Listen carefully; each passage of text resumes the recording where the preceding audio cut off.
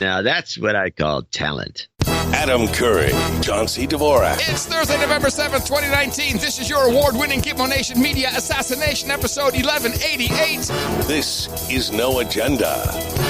Sitting at the center of the world and broadcasting live just off runway 27 at Schiphol Airport in the capital of Gitmo Nation Lowlands. In the morning, everybody. I'm Adam Curry. And from northern Silicon Valley, where we're fogged in, and it's going to be kind of chilly. I'm John C. Dvorak. It's Crackpot and Buzzkill in the morning. Hey, John. Fogged in. 45 degrees, Schiphol Airport, Amsterdam. Rainy, gray skies, and it's nighttime.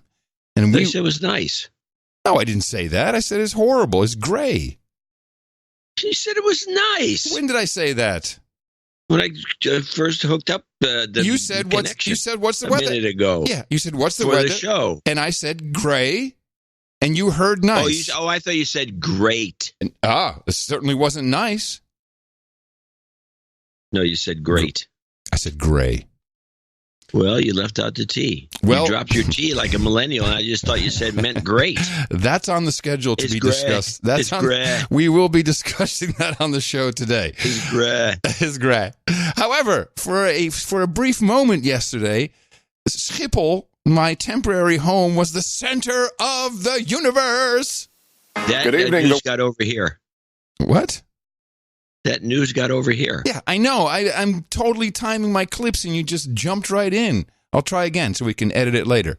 We were the center of the universe. Good evening. The world held its breath for hours late today after word of a possible airplane hijack drama unfolding in Amsterdam. A signal mistakenly transmitted from the cockpit of a Madrid-bound airplane indicating a hijack was in progress triggered a full-on military and police response and reminded us all that when it comes to aviation security, there is no taking chances. Kelly Kobiea starts us off. At one of the busiest airports in the world tonight, a major security scare. Planes stranded at gates after Dutch police got a hijacking alert from the cockpit of a plane that hadn't taken off. Flights delayed, parts of the airport closed. Nearly 2 hours later, it was over. The airline, Air Europa, explaining on Twitter, the alert was activated by mistake. Nothing has happened. All passengers are safe and sound. 50 million travelers fly through Amsterdam Schiphol Airport every year. Last New Year's Eve, passengers were evacuated after a man claimed to have a bomb. Police arrested a 51-year-old Canadian, but found no explosives. Tonight, Dutch military police tell us they're still investigating what sparked today's hijacking alarm. Lester? All right, Kelly Kobiea with those anxious moments. Thank you. Oh, yes, very anxious moments. I was not in the hotel. I was at Christina's house in Rotterdam, but Taxi Eric was here because he's always driving people to and from the airport. He said he had never seen so many blue lights in all the years he's worked near the airport. He says it was completely filled. It was a mess. And everybody wanted to know what was happening. There were reports that there were stabbings and there were the craziest thing. No one knew anything. And quite honestly, I was sitting with Christina and Shenta. We're smoking dope. We're like, whatever, we'll figure it out later. But Eric was texting me updates. People are sending me emails like, you okay? That's always interesting how that goes. Okay. Well, I appreciate it. It's nice that people think of me in that way. We got a little bit of information within an hour or so on CNN. I'll play a bit of this. Air Europa says an emergency involving one of its planes at Schiphol, Amsterdam, is a false alarm. A spokesperson for the Dutch military says passengers and crew are safely off the plane after what it's called a suspicious situation on board an aircraft. Emergency services had flocked to the airport and there was a major incident underway. Now, Nick Robertson is following this in London. And Nick, I shall give you the delight and joy of telling us what Air Europa says was the reason why. Air Europa says that it was a mistake on board the aircraft, that the warning that it was triggered by mistake. A warning was triggered by mistake. Okay, at this point, that's where I'm tuning out. I'm like, okay, they have no idea what they're talking about. So I do know what happened. And it's an odd one, and it's stupid, but also odd. On every aircraft, that flies, certainly commercial, you have a transponder. And the transponder is a little box that has 4 digits on it. It's very simple. And the transponder, you're asked to set a code in there, and that's what then the radar can read that and identify you by the code they just gave you. So my plane would be, 8529. And that's when you see on the radar, you see the numbers. Yes, flight radar, exactly. And the box also broadcasts position, it broadcasts airspeed, altitude, etc. This box, the way you activate it is there's really there are 2 models kind of, and one is you'll set each number when just tapping up or down, literally like an up or down button, and then you press another button and it's activated. The newer models, I would say, or just different models, you really only have to type in the 4 digits, and then when you hit the 4th one, it starts to broadcast with that code. There are a couple of special codes. One is 7000, which is used pretty much universally around the world. There's a lot of people just flying under visual flight rules, so Cessnas and stuff like that. And so as long as they can see that there's a lot of 7000s and keep them away from each other, then everything's good. So you don't really need to know specifics about those aircraft. But we also have 7700, which is an emergency. So, shit's going down, you hit 7700 as soon as you're calling on the radio. 7600 is if you can't communicate with your radio. It doesn't necessarily mean you have an emergency, but then they can say, okay, they have a radio problem. 7500 is hijack. So the story that I got locally was the captain of Air Europa was showing an intern stuff in the cockpit, which just sounds really sketchy. So I can just imagine the guy, Captain Air Europa here. Let me just show you. You press in, look, if there's an emergency hijack, I'll show you what we do, baby. We just hit 7500. And he did that, and it started broadcasting 7500. So that shows up on the radar, and there's just, there's no calling down to say, hey, everything okay on that hijack? No, there's none of that. It's immediate. They go to, we learned a new code here in Holland, GRISP 3. I'd never heard of this. It's like a DEFCON 3 or something for Dutch style. And they call out everybody. And so it was purely just a captain showing off to some intern. Well, I think for the writers out there, here we go. You punch that code in by accident with this cock and bull story, and then after about 5 minutes or 10 minutes, and all the cops are headed your way, you rob a bank. Exactly. I should have checked the news for anything else going on. Banks were robbed. But it is strange. I did talk to a journalist here who I know this morning, and he said, it's really odd, Adam, though, because we got very credible reports from people who really know what's going on at the airport that there were 3 people arrested for some stabbing. He says, we can't get there's no confirmation or denial. So I'll just leave that for what it is. But, that's like 2 sources removed. Maybe this is a cover-up for the stabbings. It could be. I mean, it's easy enough. Anybody can go in and, talk to the captain and say, look, we're punching these numbers in. You're just going to shut up about it. But anyway, that was it. So it was apparent. It was odd how it spread so quickly. Stuff happens all over the world all the time. Well, I don't remember the world holding its breath for 2 hours. In Europe, they did. As Lester Holt had it. In Europe, they held their breath. They broke into the news. They immediately stopped game shows. It was great. Like, oh, we got something. We finally have something besides impeach Trump news. Well, and I have a little report of what's going on. I've been paying attention. Maybe I should first say that I'm over here celebrating 100 years of radio in the Netherlands, which they celebrated quite big. I mean, every station had some tribute or something going on, and it was the public broadcaster who I originally worked for way back in the day who flew me in to be a part of this one show. And I basically spent time hanging out with some of these older DJs. They're in their 70s. I figured, I'll hang out with them for a bit, and then maybe when I'm an old geezer, maybe someone will come visit me. So it was, kind of nice to reconnect. But I had a lot of time also to watch multiple news channels. And I have to tell you, there is not a lot of Trump news in the EU right now. It's as if it just doesn't matter. And it probably doesn't. They have so much going on here with climate crisis. That's the top news, which, of course, we hear almost nothing about in the U.S. Well, not to the extreme of Extinction Rebellion. Oh, yeah. Oh, no. Extinction Rebellion. There is a lot that they're talking about here. Couple things. So we'll get to climate crisis in a moment. The Dutch schools. Now, this is a socialist country.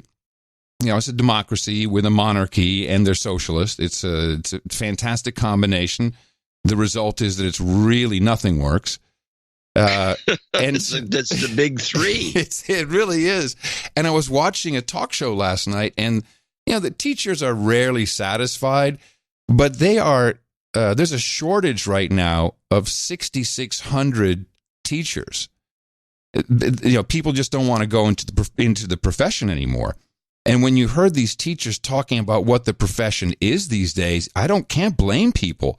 And I'd made a note of this a couple of weeks ago when a friend of mine was in town. His daughter, who was also a teacher, she was telling me some of this, but it was nice to see the talk show.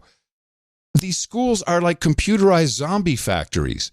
The teachers have to keep profiles of every student and have to make sure that, they have to check boxes all day long if the student is paying attention or not paying attention.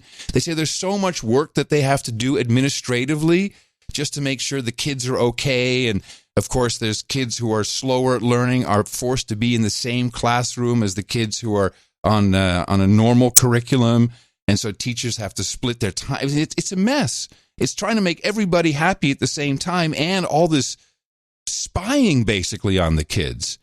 It's very odd. So they're going to go on strike. They can't do it anymore. They have classes of 50 kids, and that's a lot. So there's no teaching involved in the profession anymore. No. The teaching, and this is the complaint. It's like they're really relegated to data input as they observe these children, because the testing is all comes from the computer. They're doing all the score, everything's done through the computer. The curriculum is from the computer. They can't really deviate from the curriculum. And, they say, well, I have ideas about how I want to teach kids about a certain subject. It's like, no, you got to follow. It's basically like Common Core Plus. Wow. It's really bad.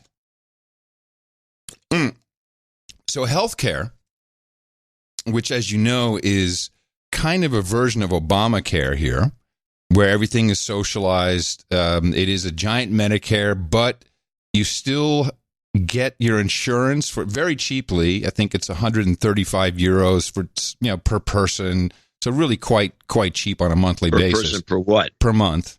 Per person per month. It's over 100 euros a month? Yes. So it's $1,200 per person per year. Yes. or 1,200 euros per year? Yeah. That's not cheap. It doesn't sound like socialized medicine to me. It sounds like 10% of what I pay. Well, not the fact that you're getting ripped off. Okay, but it is socialized and this is what they're running into. So first of all, doctors are leaving. I think we've talked about this, because in order to have all doctors working and make it all fair, or whatever the hell it is, everybody works 32 hours a week. So, but you get paid for 32 hours a week. So, people, it's not enough. It's not enough to get by. And now, because they buy all the medication centrally, there's a shortage of medicine.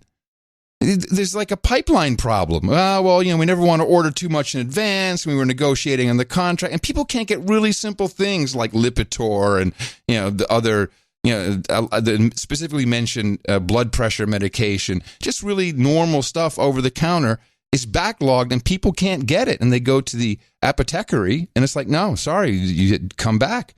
There's no generics, no brand names, nothing. And something else people never think about when the government runs it. What happens if a glitch occurs in their supply chain? That sounds like, well, I think some governments could probably do a better job. Well, for sure, the Dutch could. It's just when you think of the Dutch, you don't think of these types of problems. And it's kind of eye-opening. I guess the Dutch, in a way, to most countries outside of Europe, to Americans, certainly kind of back up Scandinavians, they look a bit like them. So you don't expect that. Let's see what else. Oh, yes. I wouldn't expect it. No. So then we get into, this country just has problem after problem. So the farmers, I took great pains to understand the issues. And everyone has a slightly different explanation. But I can give you the short version first, which is the farmers were told to do everything a certain way. A lot of them are only making hay, and literally just hay. So it's just grass, and they can't really. They've just been making hay on it for so long that there's not much left to build. You have to. The whole soil is just poor. And they've been doing that for 5 or 10 years. And then all of a sudden, the government turned around and said, well, now we're changing the rules, and, you've produced too much. Now you have to cut everything back by 50%.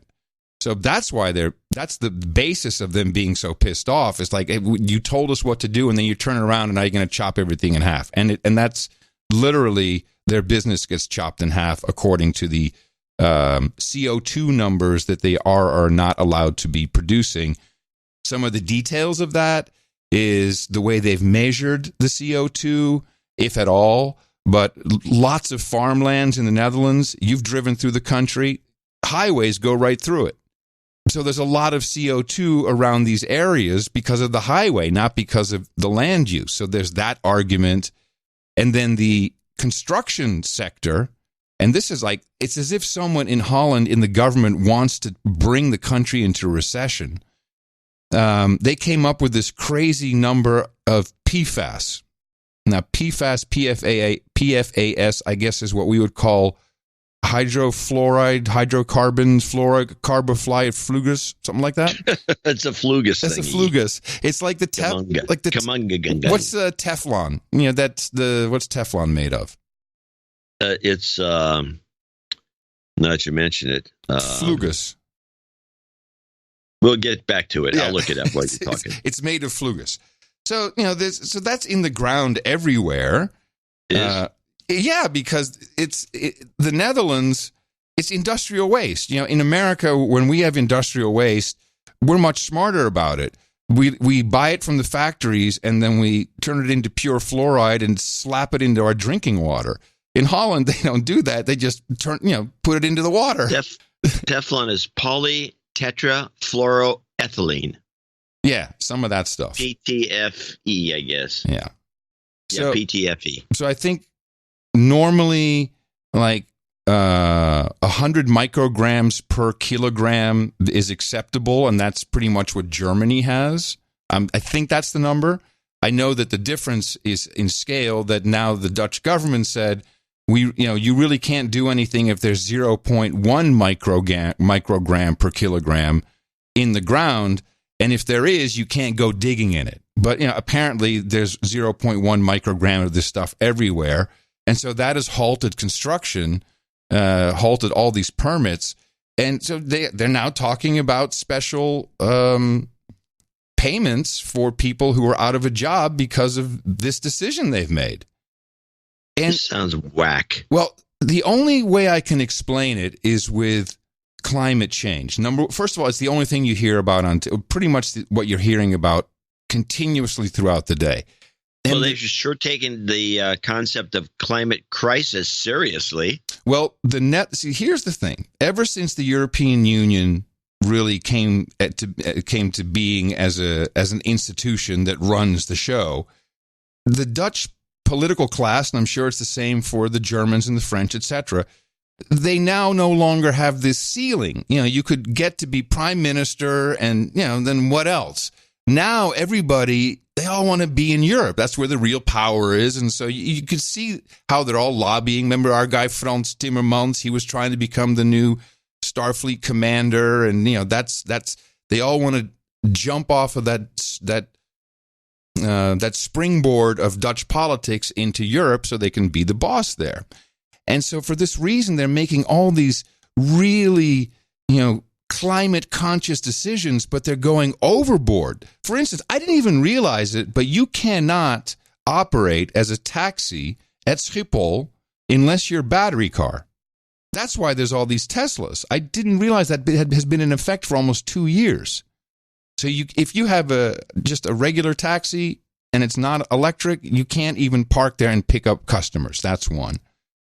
Can you drop people off? Yes, you can drop people off, but that'll be forbidden too. I mean, already in parts. It's a foregone conclusion. Oh, yeah, already in parts of Amsterdam, you drive into the city and it says, if you have a diesel older than 2009, you're not allowed in.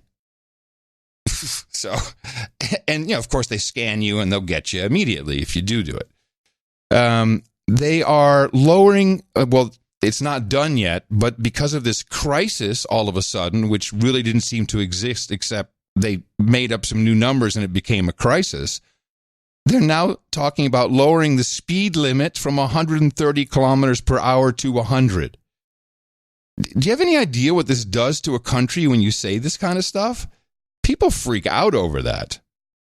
It's like, what is the equivalency on those kilometer per hour numbers? So it's 1.85. So let me just put it in the machine.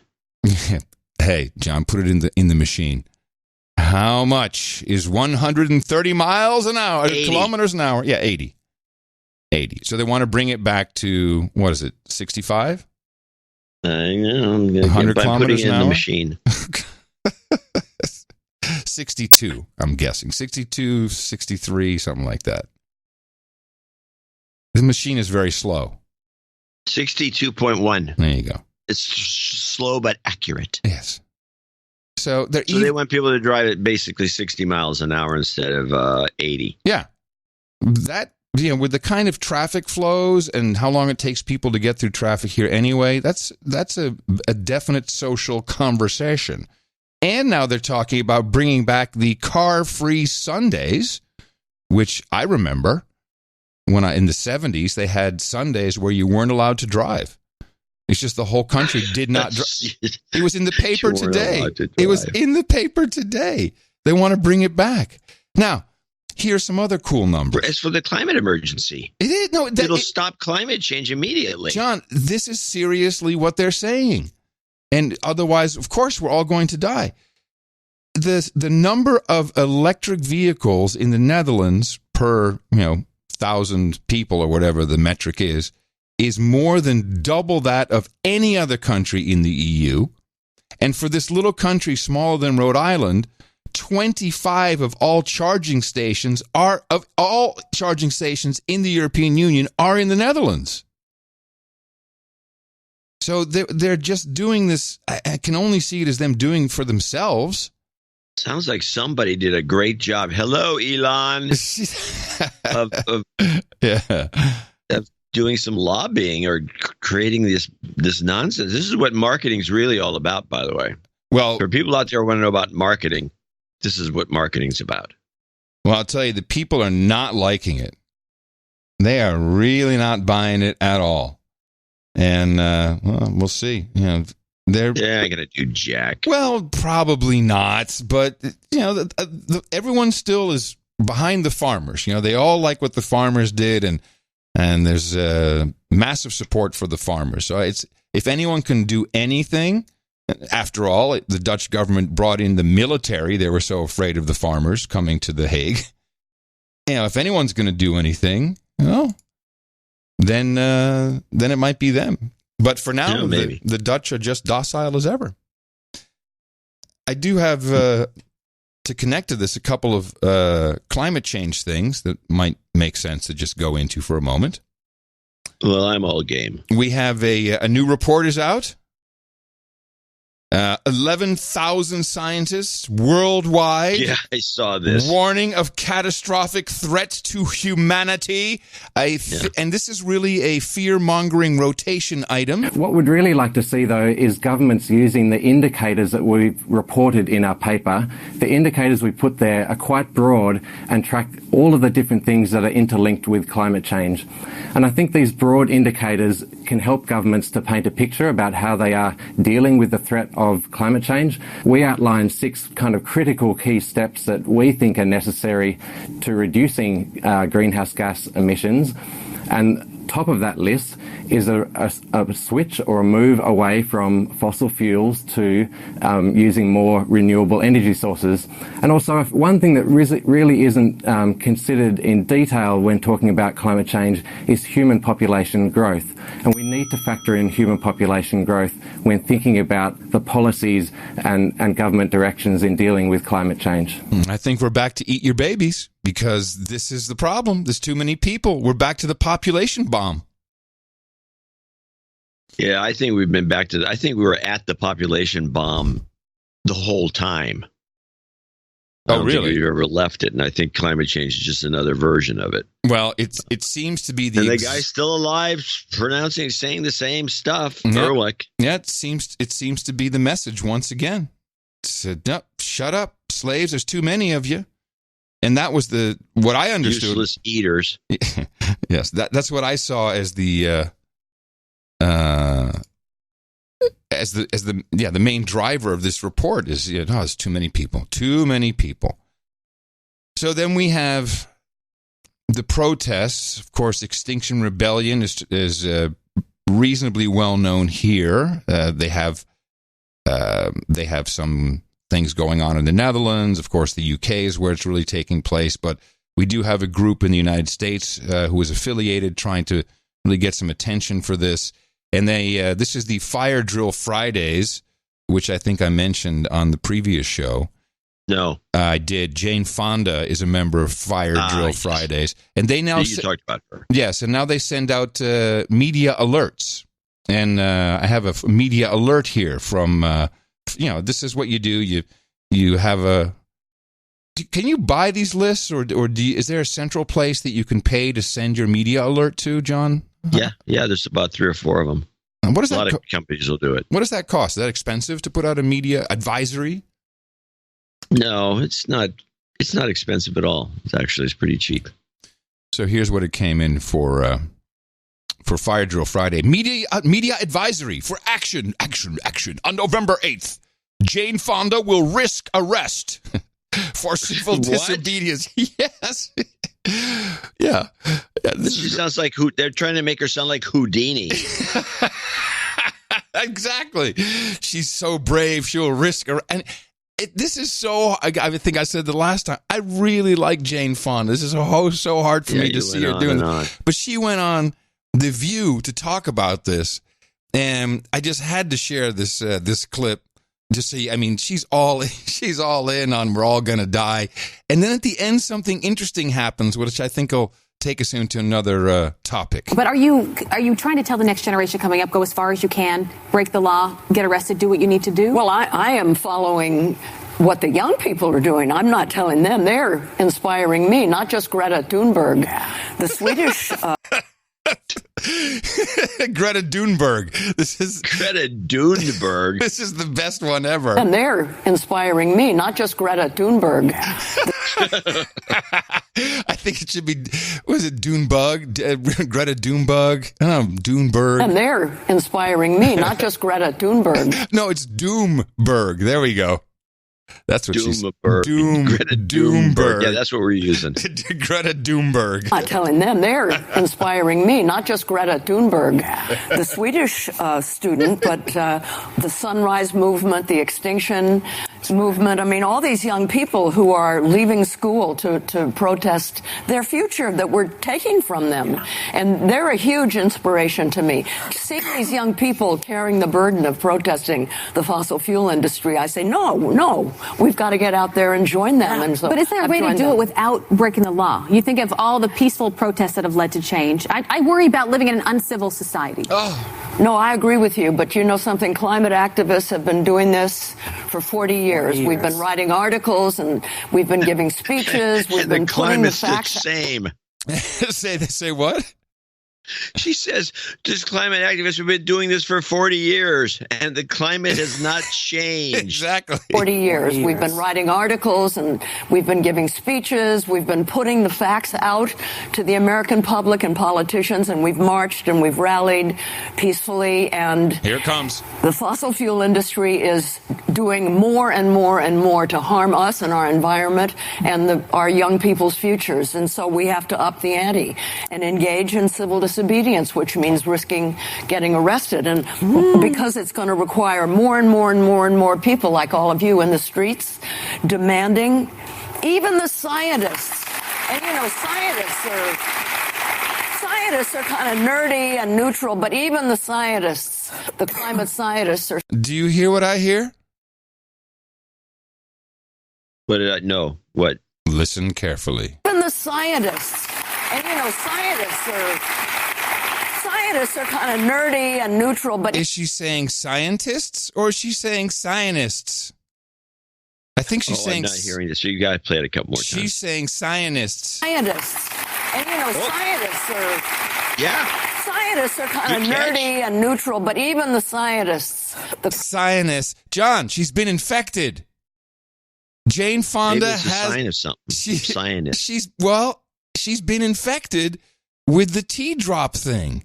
She's hanging out with she's in that milieu. She's hanging out with Doomberg, and before you know it, you start speaking like this.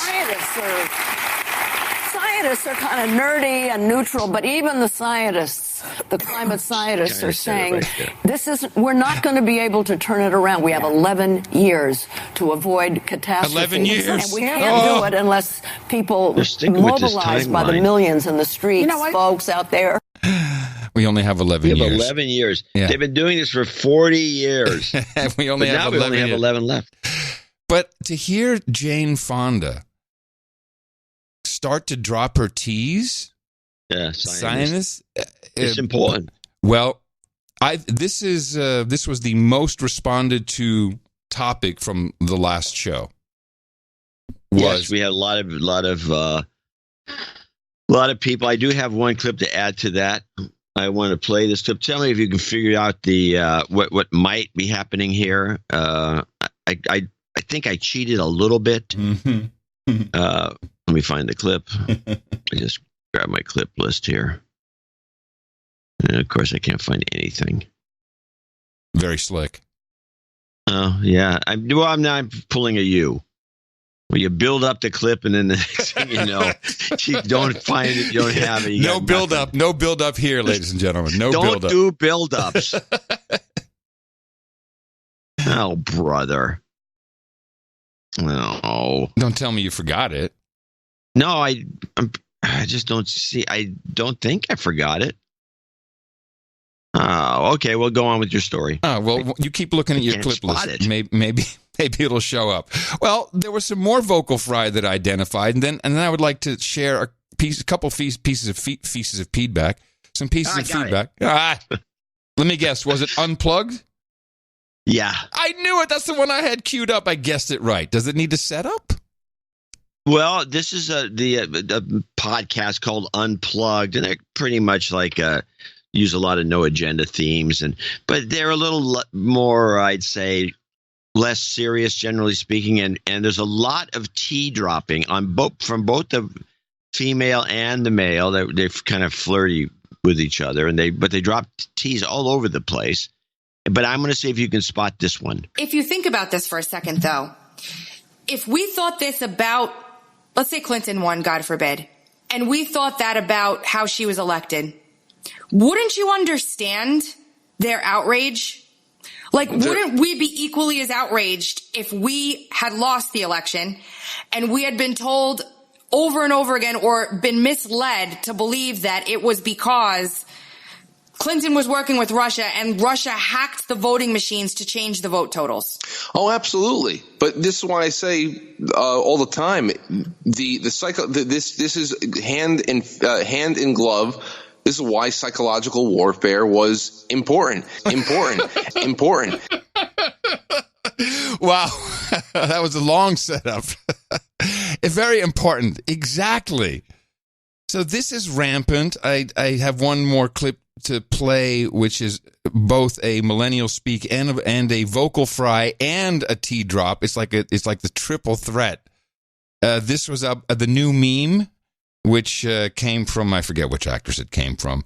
It is self-partnering. Did you hear about this fabulous? Oh, this is Emma Watson. Emma Watson. Gwyneth Paltrow. The woman you will hear, this is on the BBC, the woman who is being interviewed is from the Washington Post, a serious news publication. Gwyneth Paltrow came up with the term conscious uncoupling when she was getting divorced. Now we've got Emma Watson saying she's self-partnered. Why this desire to come up with a new term to describe being single? Sure. I think the word single sometimes doesn't convey the richness and fullness that can happen in a single person's life. It doesn't acknowledge the fact that a single person might have really healthy friendships and relationships with their family. And here at the Washington Post a couple of it's so good this years ago. By the way, you might as well, you may want to think about this movie because she's asked the question and she says sure, which is another one of these things that we just hate. There was so much. I mean, I just wanted to give you a couple things to listen to. But yeah, the sure was in there as well. Really healthy friendships and relationships with their family. And, here at the Washington Post a couple of years ago, we coined a term solo-ish to describe the idea that a single person's life is their own, but it's also full of other fulfilling relationships beyond a partner. But I mean, is it a sort of more euphemistic way of kind of describing a state that, I mean, you're still single at the end of the day? It's hard to know why Emma chose the term. It is resonating with people on Twitter and stuff, sometimes in a joking way. People saying that, they're going to tell their nosy relatives when they inquire about their dating lives that they're self-partnered. But I think for her, it was a chance to say, no, I'm happy single. And, sometimes the word single can sound like something is lacking or that a person is looking for a partner, and that's not always the case.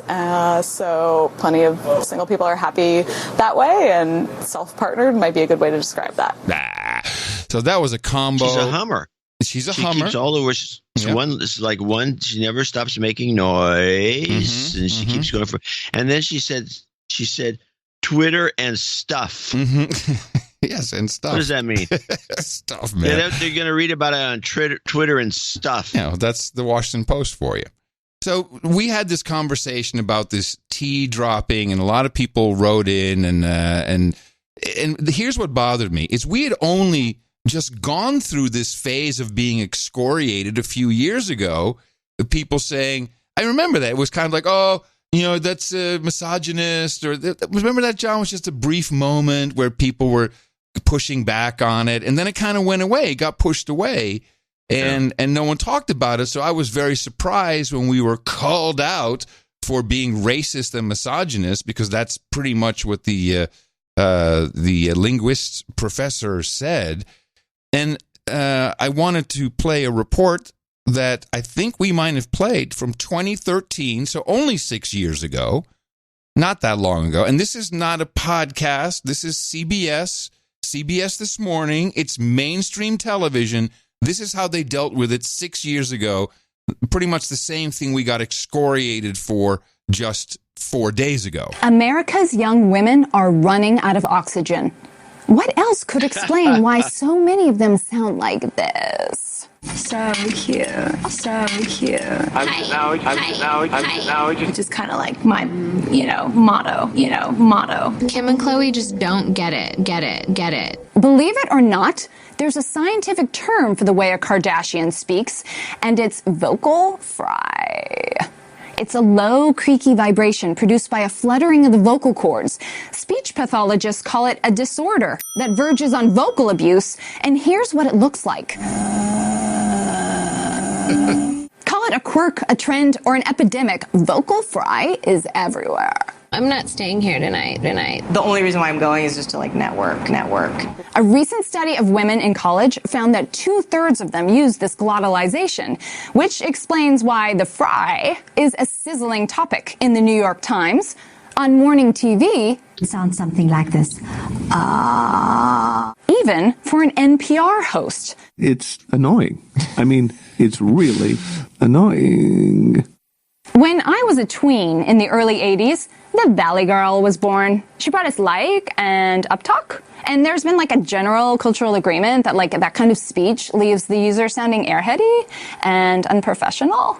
But vocal fry is unique because researchers have found that women who talk this way are seen by their peers as educated, urban-oriented, and upwardly mobile. You love him, and he totally complimented you. Some linguists even suggest that creaky young ladies are evolving our culture as linguistic innovators. Tyler has a pretty good reputation in this business. While metaphorically, I encourage every woman to find her voice, I'm dismayed at how low it can go. On my 16th birthday. I'm burned out on the fry. It sounds underwhelmed and disengaged. It's annoying to listen to a young woman who sounds world-weary. And exactly like her 14 best friends. So I just find that very interesting that this was kind of dealt with 6 years ago. And you heard it. Everyone was complaining about it. New York Times, NPR, everybody said this is dumb. It makes you sound dumb. And somehow just, no. You can't tell anyone that's wrong. That's just racist. So what was your favorite piece of feedback you got from this dropping of T, specifically the dropping of T's? Well, almost everybody. My favorite feedback, just in general, were people coming in saying, "I've been in this field, and this is being taught it's like an SJW thing. That's a sidelight. It's not really true linguistics. We're more on the side of Noam Chomsky, who's the father of modern linguistics, and this guy's full of crap, and he shouldn't even be teaching." That's kind of the stuff you'd be getting. But a lot of people said that. I don't have one specific to read. I do have something that guy wrote that I thought was funny, where he referred to one of the clips of the women that we played as a they. Oh, I don't remember that part. Said, and then they referring to she. Oh, really?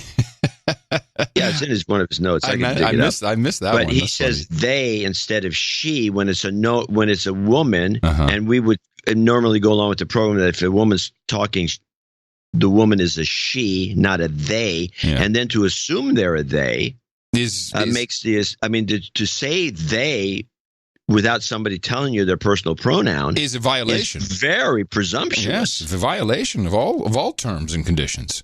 I mean, if you just say she, it goes right across. It's like, well, I'll use she. But to throw they in out of the blue, it seemed to me to be presumptuous and also like just virtue signaling. I really was not impressed with this guy. And the fact that he's a professor of linguistics at a prestigious school, it makes it even more. It's almost depressing. Not that I want to put this guy down. No, but so I think the general consensus was what he was saying is, this is prescriptive and not defining. So language is always alive and it changes and it morphs, and this is true. There's no doubt about it. And you don't hear us complaining too much anymore about words that have completely taken on new meaning. But gay is an excellent example. And was in my lifetime that it definitely meant something else. Yeah, it meant happy. Right. And yes.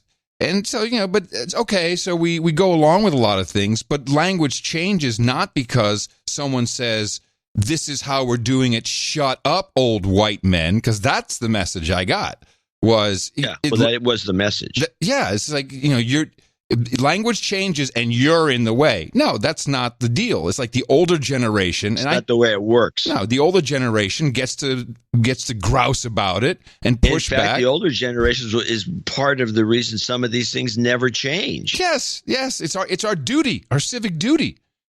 I like the analogy of human language is more similar to fashion than it is to C++, and that kind of resonated in my brain. I think that's true. There were two other comments that I thought were interesting, and one related not just to the glottization. It's easy for you to say. That's not. But to vocal fry. And one of our producers says, a friend of mine is a former heroin user and has observed people's voices change when they start using heroin. dropping into vocal fry. He says he can almost instantly spot a heroin user based on their voice and has called out people who have confirmed that they started using. Now, my question is, does that go for Oxy as well? Does it go for, or does it have to be, your mainlining heroin? It doesn't quite surprise me because there used to be, and I still have some of this. I've never done this again, but I could because I kept it. There was a cough syrup out there called Ventolin. Mm-hmm. And I had some issue with my lungs. This is decades ago. And if you take this stuff, it not only gives you vocal fry, but I personally sound exactly like Henry Kissinger. Oh man, you gotta do a hit. The problem is that it takes hours and hours to go away. Are you hammered when you take it, or the fry takes hours to go away? Yeah, the fry takes hours to go away. Hey, what kind of stuff is that? You really have to be completely... And I don't know if it has anything to do with just my reaction to this particular whatever chemical is in this cough syrup. But I just have unbelievable. I cannot not talk like this. It's just complete. But it's like that with amplitude. Nice. Well, that's the difference. I can't amplitude. I can make this sound, but I can't do it at high amplification, which I can with that stuff. Cool. And it's distressing. I'll have to try some. You're worried that maybe you're going to get stuck like this. I'll have to try some. This was the best response, and it actually struck me as maybe even not as he intended it. Gentlemen, fantastic language segment. A minor comment. I believe the dropping T's issue is more of a neglect of N's in reference to words of important, mountain. The real letter at issue is the N. I guess. Yeah, I agree. This is the best letter. Read this. I'd guess this N neglect has something to do with the youth regarding the nasal aspect of the N as sounding not sufficiently hip or too square. Or maybe it's a shibboleth for anti-French sentiment, which was that he threw in there. But these are the words where it does show up: important and mountain. And what you're getting when you say mountain and important is you're getting a different N sound when you're saying important. You're getting IN. I think it's actually even bigger than that, what he's discussing. You're getting so it's important. Yeah. And it's always an in or a mountain. Well, but they're kind of sucking in the N. Important. Well, it's in. It's like the word in is it. It's weird. They don't want to say N in the normal fashion by his thesis, and I think there's something to this. I have a theory. What if your entire life you were told you can say anything you want except the N word? Could it be that's wow. Could it be that is stuck in people's brains to such a degree? Important. And even when the N and it's the same N as the N word, could it be that is what's going on? No. Okay. But what if it? I mean, I guess within the realms of possibility. Thank you. I think this is my theory, and I'm sticking to it. They're afraid of the N word. You don't say curtain. You say curtain.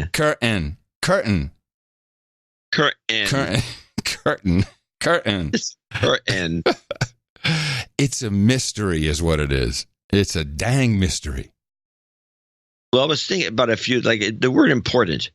You don't have to really say the T to get the word out. I mean, it could be important. It's very important. It's very important. Important. Yeah, that's the difference. I don't say important. I say important, but not important. You say important. Not but you don't say important. No, you don't choke it up. You don't choke the word out. Just stop it. Stop it, children. Stop it. Enough.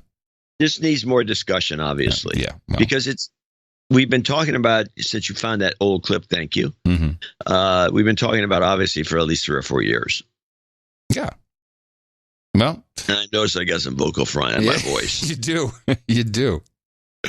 Come on, Courtney. All right. So what's going on over there? You're only 8,000 miles away. You sound pretty good for that distance. The fires are out, or they're contained 100%. Oh, really? Oh, that's good news. And is the power on? The power's on. The power's been on here. Oh, okay. I don't know where. There's probably still off someplace. Nothing. There's nothing going on. I think they're trying to impeach Trump.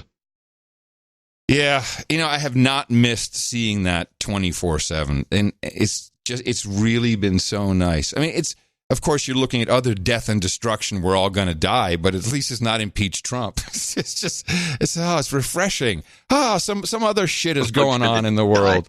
Yeah. Well, do you got any updates? Dying is preferable. I will say this, by the way. Today's Zephyr train was only 7 cars long. Oh, there's something wrong. I think so. You could do a stock chart forecast. It could be the Dvorak Zephyr report, and based upon how many cars the Zephyr had on average, you could have better economic numbers than anyone else. In fact, yes, I could.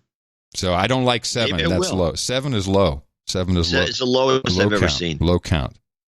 Well, let me tell you what I got about the impeachment stuff. I only have 2 things that I caught over here. One is about the whistleblower, who I guess we still don't know who it is, or we think we know who it is, but we're not supposed to say. Well, they're throwing a name around. Right, but you're not allowed to say it because the whistleblower has protections. Here's Rand Paul, who disagrees. The whistleblower laws, though, they protect a whistleblower. It's illegal to out a whistleblower. Actually, you got that wrong, too. No, we don't. You should work on the facts. Here's the thing, the whistleblower statute protects the whistleblower from having his name revealed by the Inspector General. Even the New York Times admits that no one else is under any legal obligation. The other point, and you need to be very careful if you really are interested in the news, is that the whistleblower actually is a material witness completely separate from being the whistleblower because he worked for Joe Biden. He worked for Joe Biden at the same time Hunter Biden was receiving $50,000 a month. So the investigation into the corruption of Hunter Biden involves this whistleblower because he was there at the time. Did he bring up the conflict of interest? Was there discussion of this? What was his involvement with the relationship between Joe Biden and the prosecutor? There's a lot of questions that the whistleblower needs to answer. There you go. So I guess that makes him a bad whistleblower. A bad blower. Something's fake. Something's phony about this whistleblower. Of course. But yeah, everybody's on Rand Paul's bandwagon for. Oh, really? Oh, is he leading the charge finally on something? Well, he's not leading the charge, but that was an important statement that he made. And all the right-wing talkers are all, Rand, I don't agree with everything. He's one of these deals. Oh, yeah. I don't agree with everything he says, but. Exactly.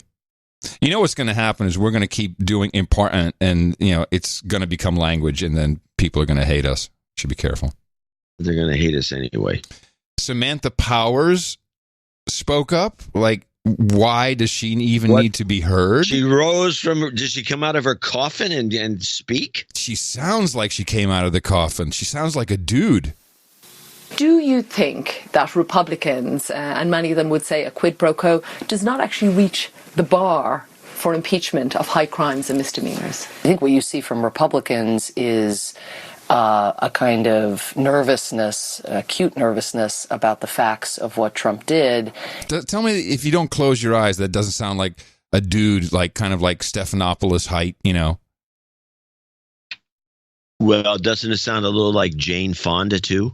And therefore, more and more discussion of process. It's not fair process. It's closed doors. She does. You're right. Democrats go open door. Oh, it's a show trial.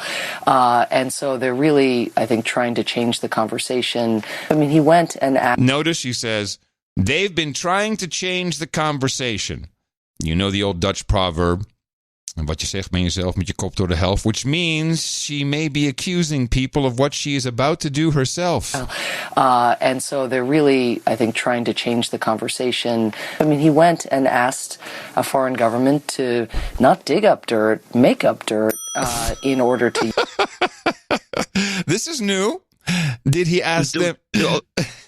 This showed up about 3 or 4 days, or actually even longer, but I know it started creeping in, where even though you've got the transcript to read, there's nothing in there where Trump says, I would like you to make up dirt about Joe Biden. If you can't find it, make it up. But that's what the left is saying all around here. You're starting to hear this. It's a meme now. Yeah. Yeah. Trump called the comedian president of Ukraine and told him to make up dirt about Joe Biden. Jeez. That's what everyone says. Yeah. It's like, why? I'm not getting it. People over here, they don't even really want me to tell them what's happening, but here's how it usually starts. Trump's not going to get impeached, is he? That's pretty much what everyone has said to me. Not, do you think he's going to get impeached? What's going on? Just like, he's not going to get impeached, is he? Which is interesting. And no one's really... Where does that coming from? I don't know. No one's mad. I think because they're being hammered about climate change and, they have other problems. They want Trump to stay because he's a climate denier. Yes. He's like, oh, they don't have that bull crap over there at least. Well, we have it on and off. We just don't have it to such an extreme. Right. It's because we don't have a great leader like Greta Doomberg. Doomberg. Doomberg. Elizabeth Warren finally defined the middle class. I was just asking about this on the last show. Did you hear this? Yeah, you. If this isn't the same clip you played in the last show, I'll be surprised. No, I didn't play this clip on the last show.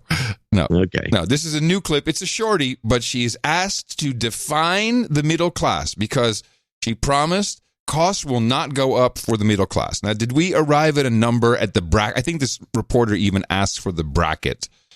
Did we come up with a number as the top end? Well, I thought that the number we came up was Obama's number, which was $250,000 a year is the top end of the middle class. Okay, well, some states, it seems... And the bottom end would be poverty. Right, what is what? What's poverty? 25, 30? I think it's 25 currently. I'm not sure. Okay, so... It's in that vicinity. Right, so everybody above 250, you could be screwed. No, yes. You could be screwed by Warren's tax. Actually, no.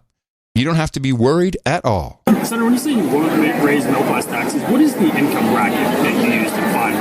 Here it's 100%. It doesn't raise taxes on anybody but billionaires. And you know what? The billionaires can afford it, and I don't call them middle class. So billionaire, that's where it worked.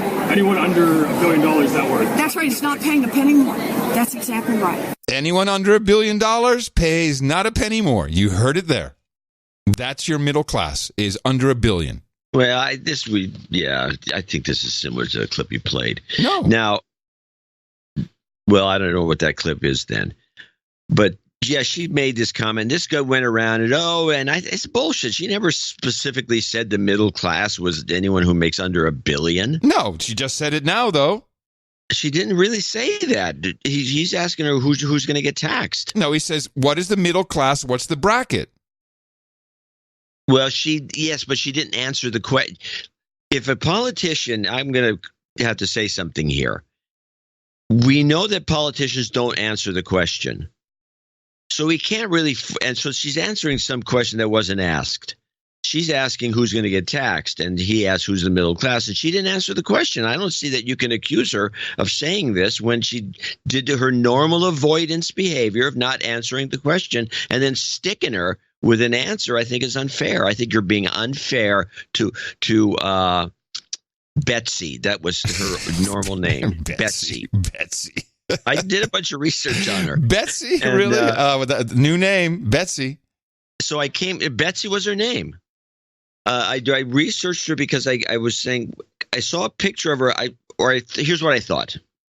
Don't clip this for the cartoon. I'm saying that because of all this stumbling. To get to my point. Where's Betsy Warren's? Where's her husband? What do you mean? What's his name? What's his husband? Okay, without looking, what's her husband's name? Paul. Am I wrong? Yeah, you're wrong. What is his name? Bruce. Oh, yeah, I knew that. I knew it was a Paul or a Bud or something like that. Well, she may have been. She had two husbands. She was married and then she got divorced and she married Bruce. Okay. And you never see Bruce. You never hear of Bruce. Nobody's doing profiles of Bruce. Well, so I started looking in. He didn't want a beer. That's why. She offered him a beer. He said no, and that was his career. Over with. Done. You're not on camera. They're actually a kind of a, for their age and all, they're a cute couple, and she's very pretty when she was in high school, on and off. She has a glamour shot. I started looking up all of her pictures. Oh, you were stalking her. Nice. She has a glamour shot of one at one point, which maybe I'll run in a newsletter, because in this glamour shot, she's got the epicantral fold. You know, she looks like an American Indian. She's got black hair. Her hair is always dark, not the blondie as she is today. And so I looked at all her pictures in grammar school and all the rest, and we read this very interesting profile of her in some obscure publication. And she was she got skipped. She was a smart girl. She skipped a year in school, moved up, and she was apparently a master debater. Won the state championship for debating. Mm-hmm. And I'm thinking, this would be I didn't like the idea of her running, although I do know she's not going to do anything. And she was always a Republican until she was 40-something, which is very strange. Yeah, I know. I knew that. And she, I would love to see her in a debate with Trump. I think this would be fun to watch. Well, because apparently she was a kick-ass debater. An observation is that you were creeping on Betsy there.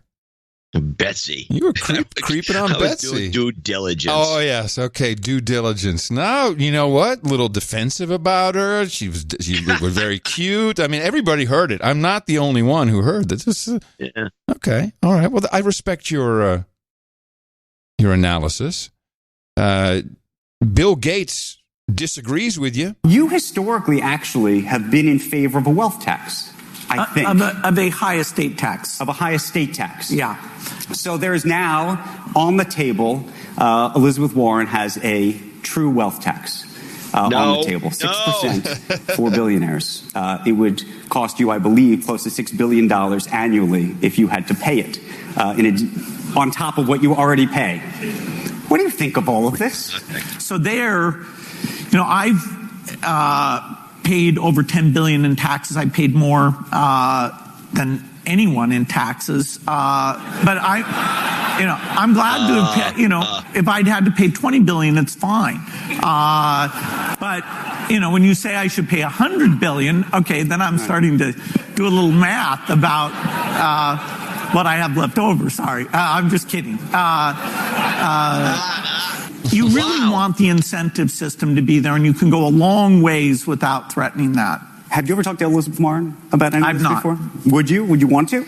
I'm not sure how open-minded she is. Bill's doing stand-up here. He's just one after another. It's like he's always been funny, and he's got the crowd going. Yeah, they like it. Or that the odd thing is bothersome. I mean, he's always had these affectations in his voice, but you know who does that? No. Ted Turner was a big before he said anything, and I think it might be a milieu issue. Well, you got to be careful because Ted has severe dementia now. He's a shadow of himself. So I'm sure his ahs have gotten completely out of control. Well, I wonder if it's an early warning sign. Oh, wow.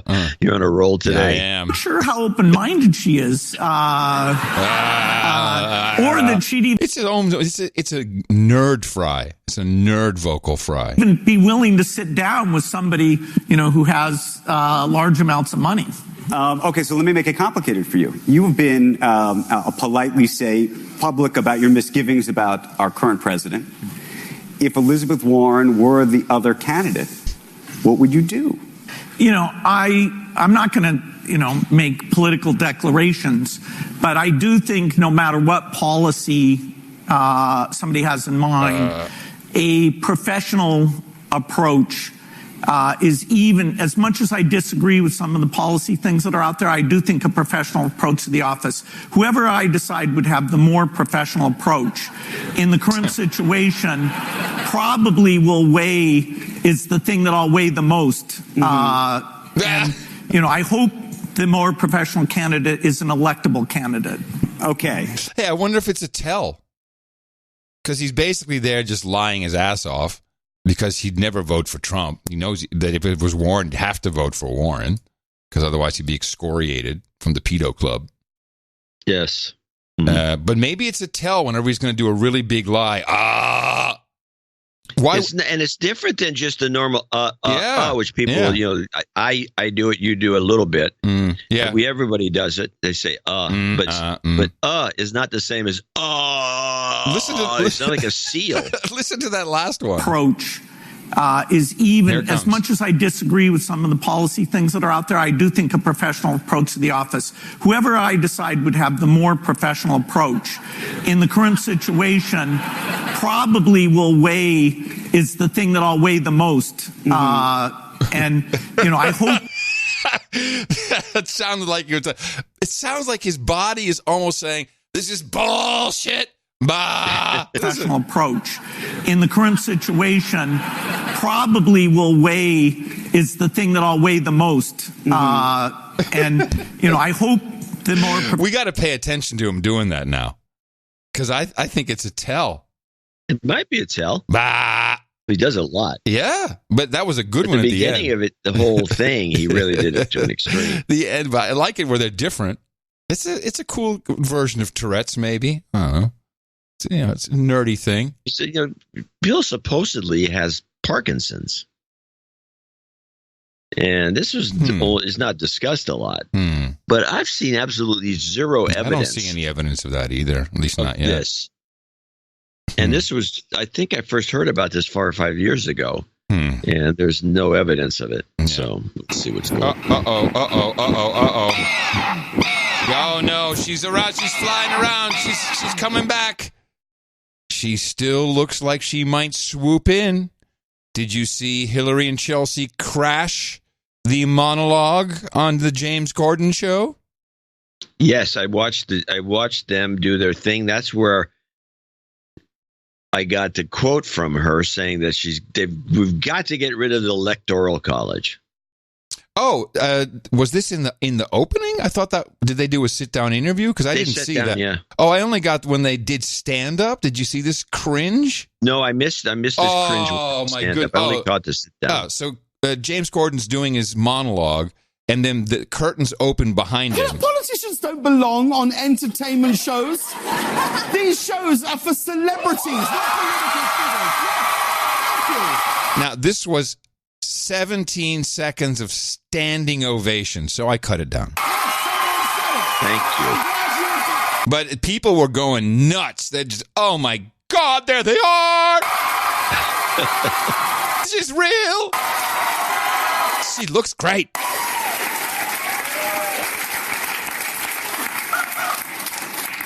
Hillary and Chelsea Clinton, what are you doing here?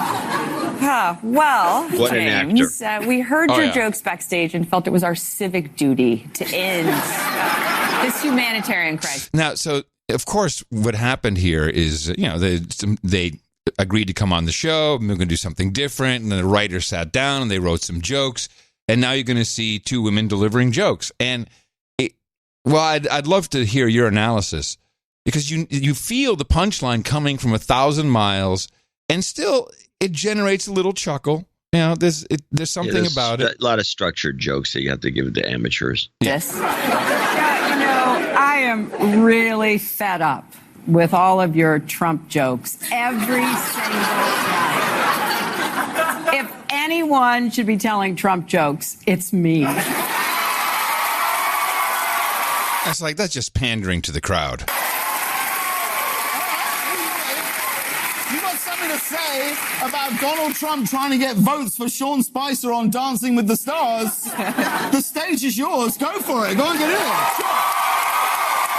Oh, now Chelsea goes. Actually, I do. Because, I can't blame Trump for trying to help Sean Spicer. But if there's one thing we've learned, is that these guys really can't win the popular vote. Wow, I am really high.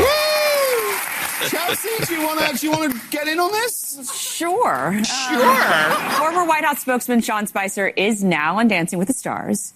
it is an improvement on his old job, dancing around the issues. No, you get the idea. And then she does an emails joke, and it's like, she'd hit up the word dancing around the issues and then plow through the second part of that. It could have actually been better. Delivered properly. Yeah. But no. So that just shows... The delivery's a little flat for both of them.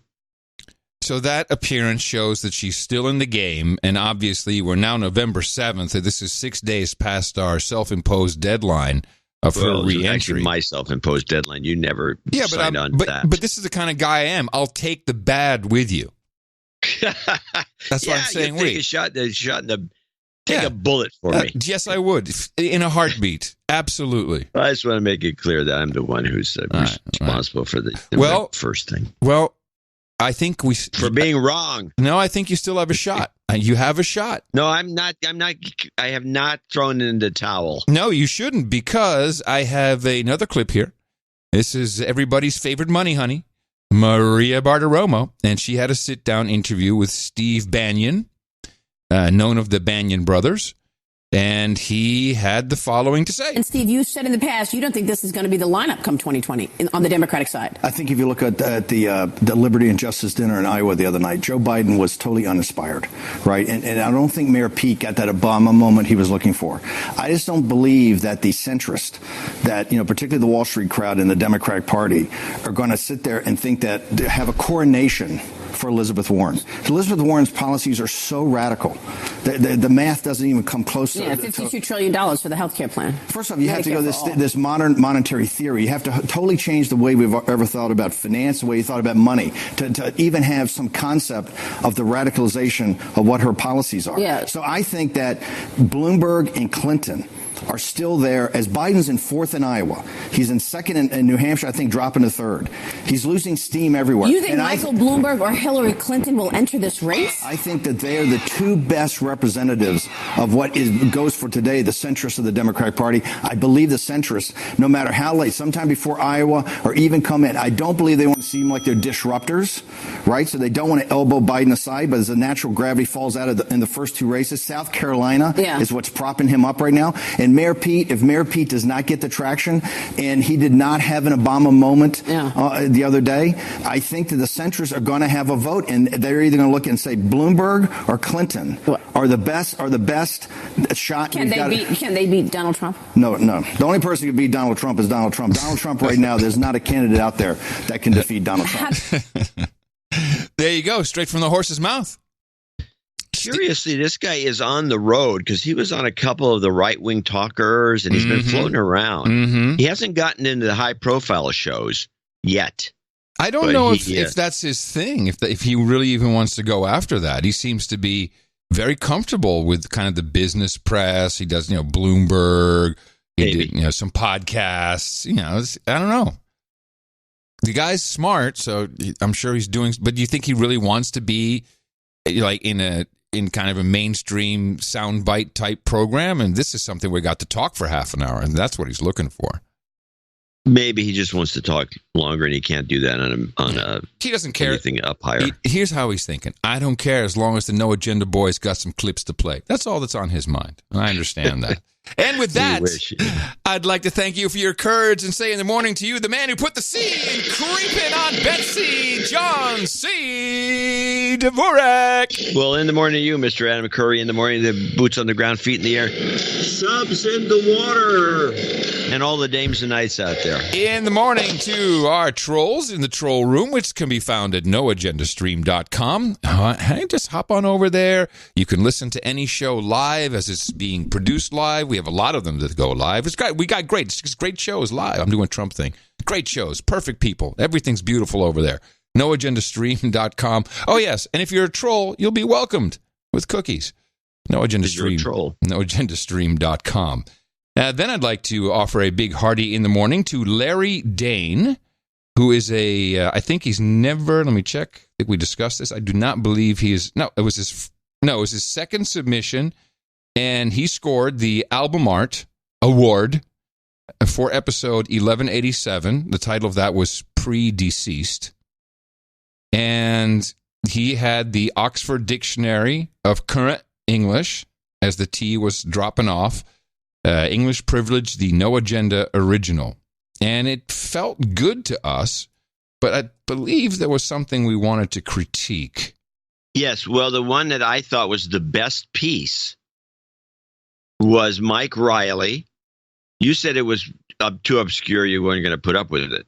But this is with Jimmy Garoppolo standing there and two weather balloons that I'd commented that he likes to date women that look like they were two weather balloons in a halter top. Right.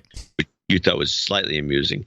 But what got me about this, he's got Jimmy Garoppolo, and then there's two weather balloons floating in the air with stripper tassels hanging from them. That was the part that was too obscure. First of all, I didn't recognize Jimmy Garoppolo, nor did it even trigger anything in my memory. Because, that just doesn't. I thought the tassels were a hilarious touch. Very funny, but it really didn't translate for me. Not saying it's bad. No, obviously. We didn't pick it. No. I'm just saying this is the piece I liked a lot. Yeah. And mainly because of the subtle touch of the tassels. I'm old enough that I've been to burlesque shows, the classics. Yes, I've been to a burlesque show or two. And they used to have these women who would come out with these topless, and not bottomless usually, but topless, with these tassels hanging off their nipples. And they could twirl and then them. They would get them spinning through a jumping jack like exercise. They get them going. And the really talented women, if you want to call this a talent. Wait a minute. Hold on a second. Now, when they were jumping and whatever movements were their talent, were they both spinning in the same direction, or could they do generally opposite directions? But then directions? They would stop it and make them go in one direction and one go in the other direction. Wow! And they do it like on cue, and it was like, God, yes. Wow! You'd say to yourself, talent. But you're like a teenager, and you're anything is impressive. No, I can imagine you just last Friday. Wow! Hey, you got talent. I'm a podcaster. You got talent. let me tell you about my talent. Show. Now that's what I call talent. I did like Joe Biden with his little Mr. Microphone. I think we both found that to be just a tad was good too. obscure. But again, that was an obscure reference. Mr. Microphone is probably unknown to most people. Yeah. And live from the Netherlands, no travel tips. So we looked at travel tips, but it was functional. It was a Darren O'Neill piece. Yeah, but ultimately, everyone does a beautiful job, and we had to pick one.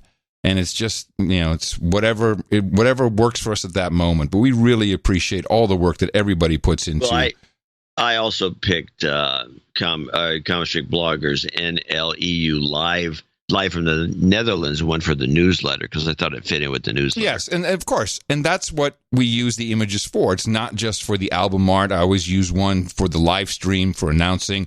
Actually, I used a Comic Strip Blogger today, which had 1188. It's the only time you're allowed to use numbers is for the pre-stream. And he had them in the Dutch flag colors, red, white, and blue. But actually, somehow the whole thing feels really Dutch. So I like that. And some of these also go on T-shirts and mugs at noagendashop.com. And the artists get a piece of the profits there, as does the show. So we're very appreciative. Thank you so much to our artists who participate. And if you want to throw your hat in the ring, just go to noagendaartgenerator.com and create an account if it works. Sometimes you might have to try twice. And upload your work. And I want to comment on one more piece of art. Sure thing.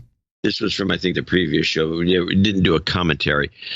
I thought the Wappo Wappo Wappo by Darren O'Neill of showing the Washington Post and beloved leader dead at 56, Hitler. Yes. Yeah, but was really a noteworthy piece. But all those jokes had already been made. The joke's been made. That's what your complaint was. Yeah. The joke's been made, but I'm not going to put Hitler on our album art. I just don't think it's. These guys use Hitler. Yeah, we won't do it without some thought. That's for sure. Yeah, well, I suppose it could be some instance, but we've never used Hitler before. I doubt it's going to happen. But you've got you artists out there. You think it's up to the challenge. You might want to try something, but a bunch of Hitler art. No. No Hitler art. Because, people take that seriously when you say that. Don't say that. Let's do this Hitler. We have executive producers and associate executive producers to thank today. And then it's going to have a very short second segment. Yeah, we didn't get a lot of response to the newsletter. I fly 6,000 miles. I set up. I sleep for 3 hours. I prep. I set up. I do a show. And this is the thanks you get. This is the thanks we get. It's okay. It's the way the value for value system works. It's whatever it was worth to you. And it's always a strong message to us. And it's appreciated. And, of course, we have many messages of encouragement today. Well, DJ Fuji starts us off at $500. And he says, well, gentlemen, it's been about a year since my first donation, and my requested jobs karma has been outstanding. Oh, nice. The donation brings me to knighthood. And I humbly request the karaoke and cocktails at the round table, the kind you find at Andrew's Florida Tiki Hut. Andrew Horowitz. With your permission, I'd like to be knighted as Sir DJ Fuji of Jersey City. Okay. I'd like to give very special thanks to DH Unplugged. Riddles are fun, but not so much as Fed limericks. Are you guys doing Fed limericks now? No, that's old. We haven't done that. We're doing brain teasers. Oh. Shout out to Sir Super Steve and Hoboken Matt. Jingle request, pansexual men. Get out of my vagina. Can you see the juice? Look at the juice. Beautiful yum. Wait a minute. The first one is pansexual meatloaf? Meatloaf, I'm sorry. What is that? I don't know. Pansexual meat. Because I looked for pansexual. I looked for meatloaf. I can't find any of this. Meatloaf. I don't remember it. So doesn't ring a bell. I got the other ones, but well, he's going to have to wait then on the rest of it. Yeah, you have to let it. Anyway, then he finishes them up. He says, here's hoping to several more years of the best podcast in the universe before your exit strategy finally works. All jingles found at phoneboy.com/noagenda. And then he has his accounting. Ringtones. And then he's got some accounting. So we have to go to Phoneboy to figure out. Hey, man. Oh, yeah. Phoneboy probably had the pansexual meatloaf. But I don't know what it is. I mean, I'm sure we have it, but it just, how can that be what it's titled? It doesn't make any sense. It seems unlikely. Okay. All right. That's the end of his note. I can do the other ones for him. I have that sequence, and I'll throw some karma there for him. I don't know if he requested that, but he's going to get it.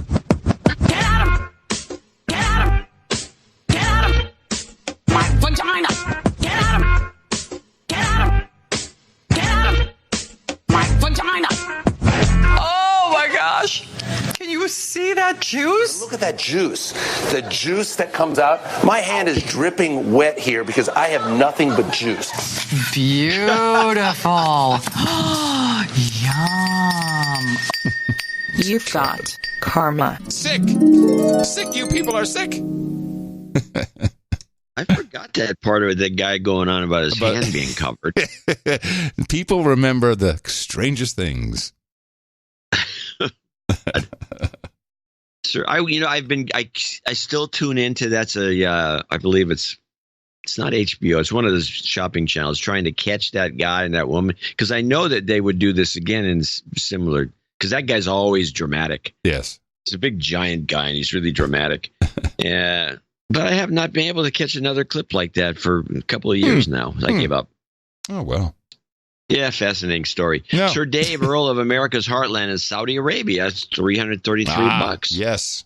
Fugazoto. Please preload the following jingles. Dogs are people too. That's true, gentlemen. Good day.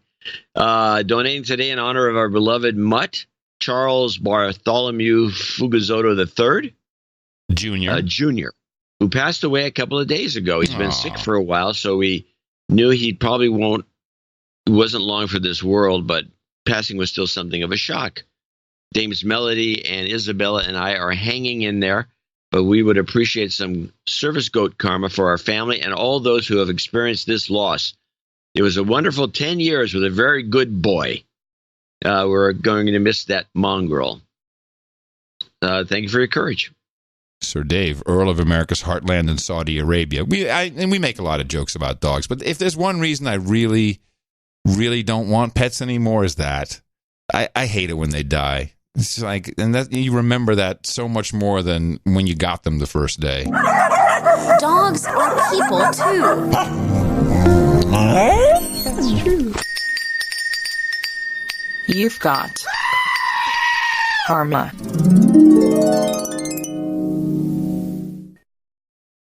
Sir Sander in Zandam. Yo. 296.20. He's in Holland. Hi, guys. I always remember the 5th of November. It's my twin daughter's birthday. I heard birthdays. If it's twin daughter's birthday, is it twin daughter's birthday or twin daughter's birthdays? It's them. It's them's birthday. Them's birthdays. Them's birthday. Today we celebrate them becoming teenagers. Woohoo! Trot.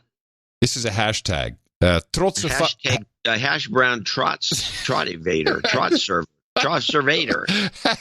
I don't know what the hell it is. Hashtag trotsevader, which means trotsevader. I wasn't thinking it was in Dutch. With this donation, I gained my Earl status. Trotzerl. Please change my current status from Baron of the Alps to Earl of the Swiss Alps, because Alps, an area that covers 8 different countries, is too difficult to put on the no agenda peerage map, I think. Oh. I did not get it registered with no agenda maps. Anyways, going on. And then he's got something about the Alps, a Wikipedia link. Thanks to both you, Curry. To both your Curry. LOL, courage, Sir Zonder. Sir Zonder is high what again. He's talking about. So, trotsevader means proud dad, and that's the translation of that hashtag. Oh, okay. But otherwise, yeah, I think he got high there halfway through. It's a Dutch thing. We do that. Let me bang out an email. Hold on. Where was I? Oh, yeah. Alps. Alps. Thank you, Sir Zonder. We'll change your title momentarily. And, of course, Dr. Fuji will see you on the podium later as well. Sir Donald Borowski, our buddy from Spokane Valley. He's actually, his actual title is Sir Donald of the Fire Bottles Count of Eastern Washington State. He sent a note in on United Federation of Planets letterhead, which he didn't have to because he already donated enough money to get all notes read. Once again, time has gotten away from me, so here is my donation for October and November, which is 2 times 1, 2, 3, 4, 5, or $246.90. I enclose an article from Car and Driver about people pushing back against self-driving cars. Cheers, Sir David. Okay. All right. Did he want any jinglage? He has no jinglish or anything listed, so we're assuming. But give him a karma. He doesn't get that. Exactly. You've got karma. Not gonna waste that. And so here we go. Here is our buddy, Sir Compost Ranger in Grand Canyon, Arizona, $200. Oh yeah, we referred to him recently. First off, it's been several months since I've donated, so I humbly request a de-douching. You've been de-douched. I've been a bit busy lately and have been catching up on the Fast Pew episodes. I saved the last 2 on my phone and look forward to listening to them while I'm around the Grand Canyon for work. Hikers invariably still presume I'm listening to a douchey TED Talk as I burst out laughing. Yeah, there you go. In fact, we should just have all our album art should say TED Talk. TEDx. Not even that. TEDx. TEDx Talk Light. That's a good idea, by the way. TEDx. I'm confident that I have people say, "Why don't you do a TED Talk?" Do they pay? No. No. Well, that's your answer. But it's a TEDx. It's for the community. Yeah, it's for somebody's making money. I don't mind doing something for a nonprofit or somebody's not making it. Somebody's starving to death like this show. Right. if somebody's walking away with millions and creating this huge industry, they're not going to pay me. It's ridiculous. I'm confident it's fine. I'm confident their bemused smiles would disappear from their faces if they're thinking it's a TED Talk. The instant they learned I'm actually listening to two old white guys. Anyhow, in response to John's question a few episodes ago, whether I can still accommodate producers who wish to visit the Grand Canyon, unfortunately, I no longer have the apartment I had when I initially made the offer because I moved to Glacier National Park in 2018 to shoot problem grizzly bears with green bags and rubber bullets for the summer. When I returned to Grand Canyon a year ago, the Park Service put me up in a haunted old hospital room that has been converted into a very Spartan living quarters. I'm no longer able to help out. That's too bad. You can probably give us a tour. Well, hey, I'd like to shoot some bean bags at some grizzlies. That sounds like a plum job. Until the grizzlies go after you. The shows have been phenomenal recently, and I'm patiently awaiting the hovering Hillary to finally swoop in and enter the ring of professional wrestling. Keep up the great deconstruction and know that your analysis is deeply appreciated. Miles into the inner canyon at some bunkhouse where there's no Wi-Fi, cable, or any radio reception. I request jobs karma for all, and China is asshole. Sir Compost Ranger, always lovely to get a note from you. China is asshole. Jobs, jobs, jobs, and jobs. Let's vote for jobs. You've got karma. And that's the end of our list of associate executive producers and executive producers for show 1188. I want to thank each and every one of them for helping us. And a reminder that the titles these executive producers and associate executive producers receive for their contribution to today's program gives them the actual credit of executive producer or associate executive producer of No Agenda Show 1188. You can display it proudly on your CV, your resume, your LinkedIn profile. LinkedIn, by the way, is the only place you're going to get hired these days. I've learned now. All these job sites is bullcrap. You got to put stuff on your LinkedIn profile, fill that out. That's where people are finding jobs. I just happen to know this from some recent experience. This is the place to be. Add that to your list, and then let us know if it made a difference. It should. And we'll be thanking more people, $50 and above, in our second segment. And, of course, anyone can get one of these credits for themselves. All you have to do for our next show on the second Thursday of the week, also known as Sunday, is go to Dvorak.org/NA. And remember, we are the ones who predict everything, like Hillary. Our formula is this. We go out, we hit people in the mouth.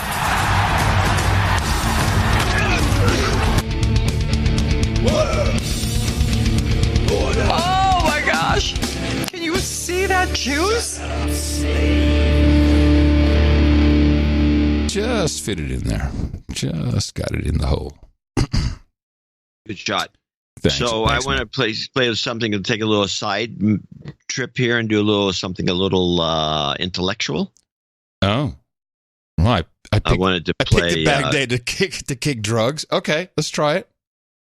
This is there's a guy out there who's a very famous historian. He talks mostly about the Peloponnesian Wars and things like that. His name is Victor David Hansen. Oh, I know recently, him. Yeah, I've seen him. He's a smart very guy. Erudite character. Yeah. He did a book recently called The Case for Trump. Oh, yeah, he's total pro-Trump. He's a Trumper. Yeah. And he manages to get by in academia. I was looking at some stats recently. If you're in the social sciences or even the history department, the ratio of Democrats to Republicans is like 50-1. Mm-hmm. But he is so good that nobody cares. But he was on this show that the Stanford Hoover Institute does. Right. Oh, can I ask you a question? Yes. What exactly is the Hoover Institute? Who's behind it? What's their deal? Who's financing it? Well, the Hoover Institute's been around forever. Mm-hmm. And it started off, I think, with an endowment from Hoover himself to Stanford, and it became this institute. And who's currently financing it is, I don't know, but I'm sure it's a bunch of right-wingers. But it's a part of Stanford University. Yes, it is. So, but isn't that kind of they load up with visiting professors mm-hmm. and people who are over there to write books while they're there and to have meetings here and again. But this is Stanford, isn't that a liberal lefty? Yes, college. The Hoover Institute. The way they see it, the Hoover Institute is like we're balanced. Okay, it's like, what do they have at Cal that's like that? Okay, I hear you. Gotcha. Makes sense. And so the Hoover Institute, we're balanced. Look at the Hoover Institute in the cage over there. We're balanced. Okay, got it. He did a couple of historical analyses of World War II, and I thought that I picked a couple of clips up. There's 3 of them, and I want to play them probably this in the order.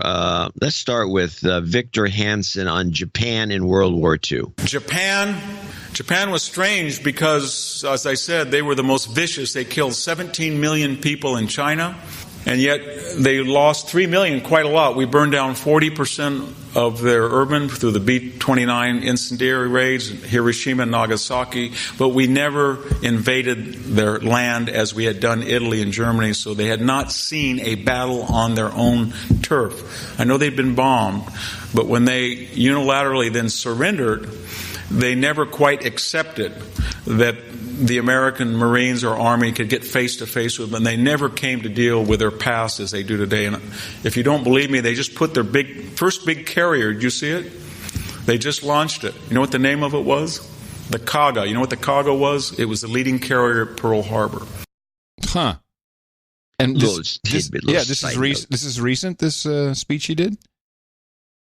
This was a speech. It wasn't the interview. It's probably about 3 years old. Oh, okay. I ran into it. I thought it had good stuff that I'd never heard before. I didn't know that. I didn't know that either. It's kind of rude. That was the only reason for the clip. It's a piece of obscure information for trivia. But hold on, it's kind of rude.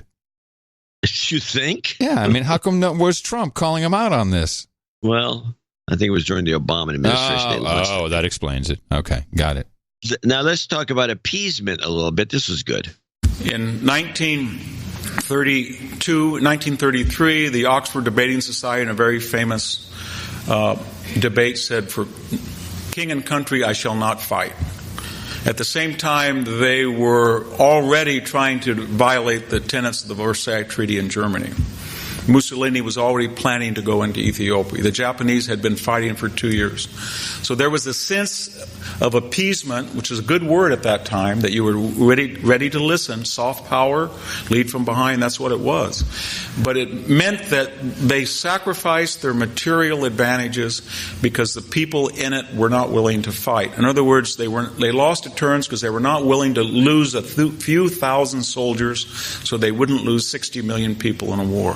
And that translated on the battlefield as a Bf-109 was no better than a French fighter. A Mark III tank was no better or worse than a Char tank, but 5 missions for Bf-109 per day, 2 for a French fighter. French tanks ran out of gas, Germans did not. So he was making the point that there was no German advantage insofar as armament was concerned. It was just enthusiasm. In fact, German. Yeah, they were, if there's one thing I can say about those Nazis, they had enthusiasm. They were enthusiastic. They were very enthusiastic about the mission. Yes. Yeah. Good point from the professor there. Mm-hmm. Now, so again, this speech took place during the Obama administration. So this is his last little clip I thought was interesting. He's talking about the UK, and it's something we never consider. In fact, we don't even consider the fact that Russia is largely responsible for winning World War II. Well, we do. You and I do. You and I do, and a few people listen to the show do, and some other people that are sensible realize this. But a lot of people don't, and they don't care one way or the other. But this part about the UK is not discussed, and it's probably just as important as recognizing Russia for helping beat Hitler. And it's kind of more interesting because it's even more ignored. Britain waged a brilliant war. It was the only country to fight the first day of the war and the last day of the war, September 1st to September 2nd. 6 years. No other country fought the entire war. No other country went to war, think of this, for the principle of an ally. We only went to war when they attacked us. Soviet Union only went to war when they attacked us. Germany attacked people. Italy attacked people. Japan, not Britain. They went for a war for principle. They were brilliantly led. They put 40% of their investment in land, in sea, air, and naval power. They avoided the Somme, the Verdun. They lost the fewest of all the major, 425, less than half what they had lost in World War I, and they fought a much more ambitious war in II. That being said, they mobilized, we think we mobilized, they mobilized to a degree that was unprecedented, more so in terms of per capita investment than the United States or Soviet Union, and they were flat broke when the war was over. And then unfortunately, because of the deprivation, they began to socialize their rails, their healthcare system, their transportation, their iron, their steel industries, their power. And lo and behold, within 10 years, the countries that were flattened, like Japan and Germany, were industrial powerhouses, turning out Mercedes and Hondas and Toyotas, and Britain's car industry, to take one example, was over with. So they had a very tragic, and they also gave up their empire, willingly so, but theirs was a tragic experience. It makes me very mad when I hear Obama saying they're going to get back at the Q. They were the most admirable and idealistic of all the allies, and they fought way above what people thought they were capable.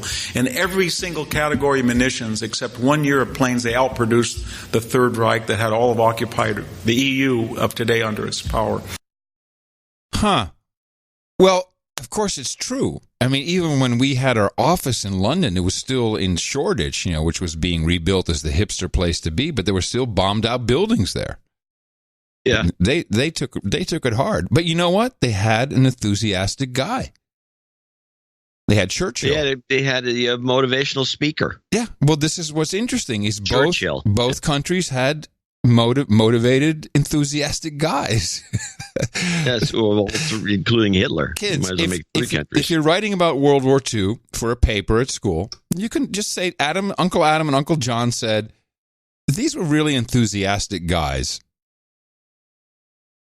Now, just a little World War II tidbit, which I feel bad about, because I'm watching a documentary, because KQED, PBS, our local PBS station, has fallen prey to the History Channel's kind of programming ideas. Huh. And they have this series called Nazi Mega Weapons. Oh, that's a good one.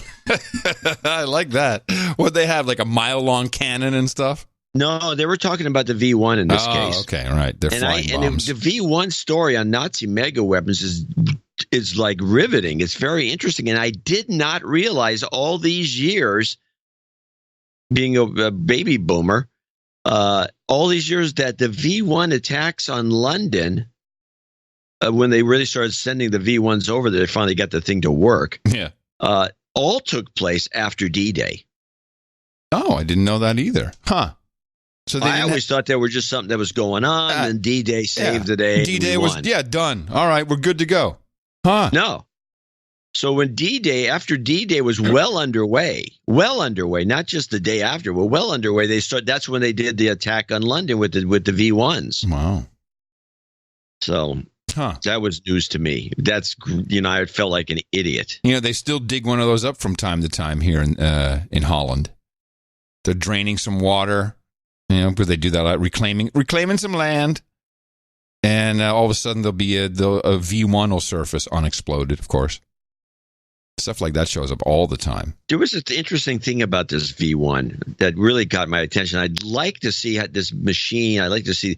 There was a little device they rolled out that was the size of like a V8 engine with a bunch of big pipes and weird stuff hooked to it, and it was some sort of a steam bomb.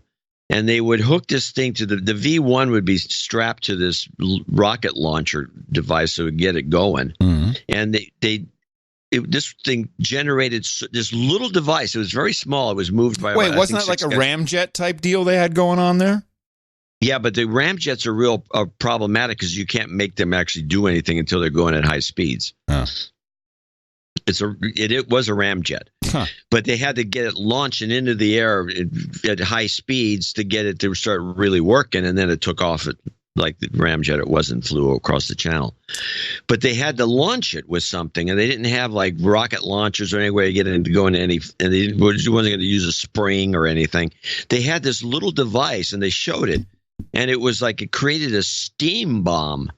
And they'd wrap it onto this. They'd latch it onto the back of the launching platform, and it would be hooked to the rocket. And then they clamp it down with a bunch of these levers, and it would. Then they turn it on, and it would generate this apparently like unbelievable amount of steam. And then they'd release it, and it would go push this rocket up. And if you see any launches of a V1, if you go look them up on YouTube, all that smoke and crap is actually the steam explosion. And then they roll the thing back and use it again. What was this thing? Is there an equivalent for rockets for train foamers? I think you hit the nail on the head. The more you know in the morning.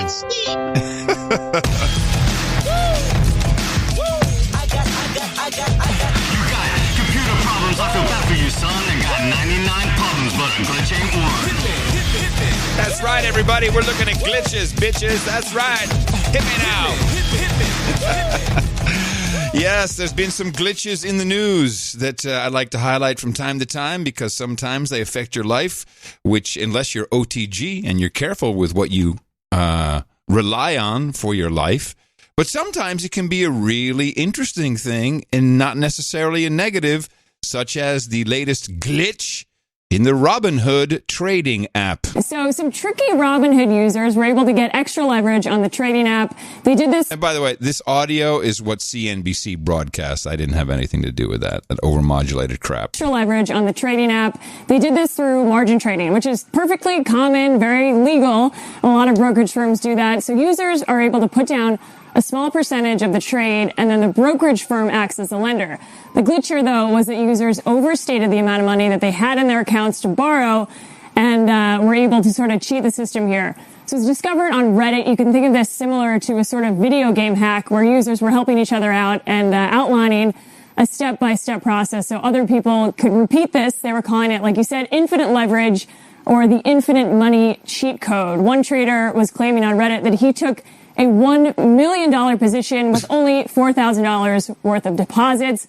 Another claimed that he got 25 times leverage and $50,000 worth of buying power to buy some stock. So Robinhood acknowledging the glitch and that this happened, a spokesperson telling CNBC that they're aware of the isolated situations and are communicating directly with customers. I kind of like this glitch. Which you've known about it. You can call it a glitch, or you could just say major boo-boo. Bad code. My goodness. So yeah, so somehow you were able to hack around in the app so that it gave you unlimited leverage so you could borrow as much as you needed for your trades. Oh my God. I wonder how those trades were handled in the after all is said and done. They have to. I wonder if they wind them back. They might wind them back. I don't know. But then they also have to wind back the one person I saw who posted something that they did a big leverage thing in their app and they were down $22,000. I'm like, I wonder if you get that back too, or only the profits go back. Joke. Yeah. You probably don't get that back. Yeah. Then this is one of my favorites. We go to Australia. Now to the hardest part of the day, and it really is, if you ask some of the drivers out there, safely getting tens of thousands of people out of Flemington. Jade Vincent is on Ballarat Road. Jade, just absolute bumper-to-bumper bedlam over where you are. Bedlam, absolutely right, Tony. Have a look at the cars, as you say, bumper-to-bumper here on Ballarat Road. These are mostly Uber drivers trying to get into Flemington Racecourse to pick people up who are desperately trying to get home, and this is all because of a major technical glitch with the Uber app today. So the pickup zones inside the racecourse have been shut down while Uber tries to work to fix the problem. Racegoers, tens of thousands of racegoers who were planning on using Uber to get home were told that they need to walk streets away from Flemington to book an Uber or find an alternative mode of transport. Uber did apologise for the inconvenience and released a statement saying, unfortunately, unfortunately, technical issues have meant that we are currently unable to connect all drivers and riders at the dedicated Uber zones. Oh, brother. This is just the beginning. You know, taxis aren't that much more expensive, or if they even are. And why don't you just jump in a cab and get out of there? A lot cheaper in this case because of the glitch. They had so many people that they went into their overdrive, their surge pricing. Surge pricing. So it was like $30, which is twice as much as a cab. That's Australian dollar-e-doo, so nothing basically. Pennies they're driving for around there. Very strange. So just a few other things that are happening. Oh yeah, Google. Well, I got a couple of things you want to. Let's do this. This is a little side thing. This is when Steve Hilton attacked Marie. You know about this? Yeah, I was just going to do 2 more OTG things, but if you want to move away, that's cool. Oh wait, off the grid. Well, if you're going to do off the grid, do more off the grid because I think I may have something. Oh, good. Well, I just have 2 stories. One is Google apparently now finally killing off URLs. If you look at, not everyone has it, but a lot of people who are now getting search results, you just get the result with a link, and it doesn't give you the URL anymore. Which is... Doesn't it still show up in the... Variably. I've seen it twice, although I'm in the Netherlands, so I don't know what I'm hitting here. Twice it showed up where I didn't see them, and now I just, of course, when I'm talking about it, it does show them. But they're experimenting with it. And this has been going on forever. Yeah, a lot of people think... Well, I think it's a hijack, personally. They want to do keyword. Yeah, exactly. That's exactly what they're going for, keywords. And then this latest experiment, which I didn't realize was possible. I mean, it would take quite a bit to actually use this as a hack. But it turns out when you have these talking tubes or spy devices, as we like to call them, such as Amazon Alexa and the Google Home. Now, they use the MEMS microphones, which is a microphone array. What does MEMS stand for? Do you know what that is, John? MEMS? Yeah, the micro electronic mechanism. Something or other. I don't have the exact term, but these are micro mechanical devices that are, for example, if you have a Kindle, that's a MEMS display. And so that's why it's so just semi-permanent when it comes on. Mm-hmm. It's because you're actually looking at little things that flip at microscopic levels. Oh, well, that makes sense then. MEMS are also used in modern, these crazy scales you can buy at Costco. They don't have anything that springs, no spring. It's you stand on the scale, and the MEMS that are on the 4 feet. Oh, or even, okay, interesting. They can do weights. They can do MEM technology, which is taken over mostly by the Europeans, has not been emphasized much in this country because we kind of fell behind in the technology. Most of the Europeans do it, and then it was taken over by the Japanese and the Chinese. So MEMS, there's a pretty cool hack, and now I understand why the hack works, because it works with Google Assistant, Amazon Alexa, Facebook Portal, and Apple Siri. What the hack is modulating a laser. Then in the demonstration, it's just like a laser pen. They modulated it with "OK Google, open the garage door," and they point the laser through a window onto the microphone of the demo I saw was Google Assistant. And the laser activates the MEMS, and then the garage. Google Home actually said, "Okay, opening the garage door." Not hearing anything, but activated by the light. Wow! How cool is that? This is another for you writers out there looking for a storyline. Can you imagine how much damage you could do if you can? You can control everything through or a lot of things. I'd like to hear more about this, because if the MEM microphone, which I've always wondered why I haven't seen more of these things, they're pretty specific on how they work.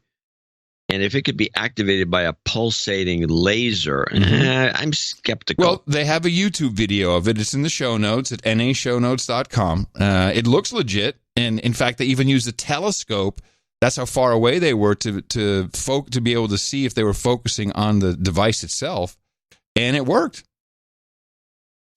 Well, I like the idea, but I'm skeptical. Fantastic. I'm very skeptical of this story. Well, I thought it was very cool. And then I learned a little bit about because there's a lot of people here who I know who, I'm being sketchy, I know, who review stuff for search companies. And their job is to check to see if what someone said when they asked, okay, Google, whatever the question was, I guess there's a random selection, and these worker people who are, minimum wage are paid to make decisions if this is something that did they get the right result from the search engine. And I've learned two important standards because I'm always interested in the guidelines. What are you supposed to do? What are you supposed to be looking at? Well, we have two phrases that are embedded into our brain. One is EAT, expertise, authority, and trustworthiness. So if there's a search and the search is asking for some expertise or for instance, should I take the flu vaccine? Then they have to look at the answer based upon expertise, authority, and trustworthiness. And you can only imagine that yes is always selected because, these people then go searching around for the answer and then they get what they think fits in the expertise, authority, and trustworthiness or the EAT section. And the next thing is escalate anything that is your money or your life. So if they see something and you're asking for a certain thing about a bank transfer or anything that could, and this could come back to vaccines, I guess, immediately you have to escalate it. Your money or your life, that's an escalation, and everything else is EAT, expertise, authority, and trustworthiness. So it was interesting we have some terms to what they're doing. You're getting this from some local guy that's a mole? Yep. For you? Yep. Good. Same person who told me that the number one search during rush hour in the Netherlands, Google search, so someone's talking into their phone and these are old guys, we don't know anything else other than they sound old, in their car asking for porn with black women. I know. It's very disturbing to think about that. In the Netherlands. That's in Holland. Yes, and that is a common search term during rush hour. People talking to their phones, requesting this while they're in their car. Well, wait a minute. They're talking to they want. Where's the porn going to show up? Or are they going to have just somebody on the screen? If breathing heavy. No, if you're in the car, you just say to your phone, "Okay, Google, show some porn with black women." Yeah, and then what? Well, then it'll take you to a page, and it'll. Aren't you driving? Yeah, hello. Yes, I understand your surprise. Yes, they're driving when they ask these questions. Yes, I guess they just want to see it while they're driving, or maybe they're stuck in traffic. They're bored. Brother. It's Holland, That's man. Terrible. It's Holland. I just thought that's a great statistic. Yeah, well, it's one of those trade secrets. Yeah. I guess the point being that there's a lot of people who are marginally qualified making decisions about what is right for you to see or not. It's certainly not any smart algo. There's no algo running around doing it for you. Huh. All right. Well, I'm looking for my off the grid thing. I got nothing. Oh, great. So we can go to listening to Steve Hilton attack. No. Then I can do something else for you. Before we go, I do want to hear the Steve Hilton thing. I know you're all jitty about it. I'm all jacked up about it. But there's something else going on. Do you remember when we talked about Google's sidewalk project for Seattle? This is the project where you have a replicant and they build a whole profile about you and where you stop. And so they have, everyone thought it was creepy when we played it. They build. Do we still have the old clip?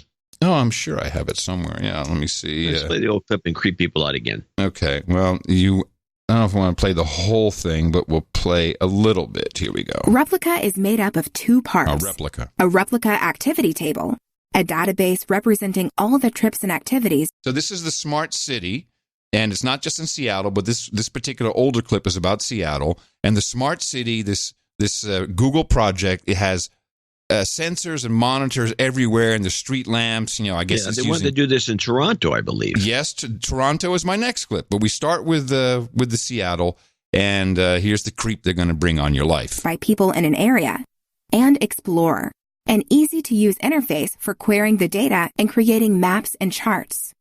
First, let's look at how a replica activity table is created. We use cell phone location data covering a small percentage of the population to learn about travel patterns and create a travel behavior model. Woo! Basically, a set of rules that represent how a person makes choices on where, when, why, and how to travel. The location data is collected by third-party mobile apps with all identifying information, like names and phone numbers, removed. Oh, sure. Separately, we use aggregate census information and other sources to create what planners call a synthetic population. This is a virtual population that is statistically representative of the real population. You remember all this? Yeah, Sim City. Exactly. So, creepy, obviously. And there's some talk in there about, oh, yeah, it'll just be anonymized data and we won't know anything. Don't worry about it. Shh. Of course. Always that. Big news out of Toronto, where they are planning in the late planning stages of exactly the same project, the Toronto Sidewalk project from Sidewalk Labs, which is 100% owned by Google. Here's the news. Why did you decide to resign? This is the privacy expert who was brought onto the project. Her name is Anne Kavukian, I think. And she quit. She stood up and quit the other day. I was hired by Sidewalk Labs to embed privacy by design into all of the smart city operations. I developed privacy by design years ago. It's a framework of proactively embedding much needed privacy protective measures into the design of the smart city.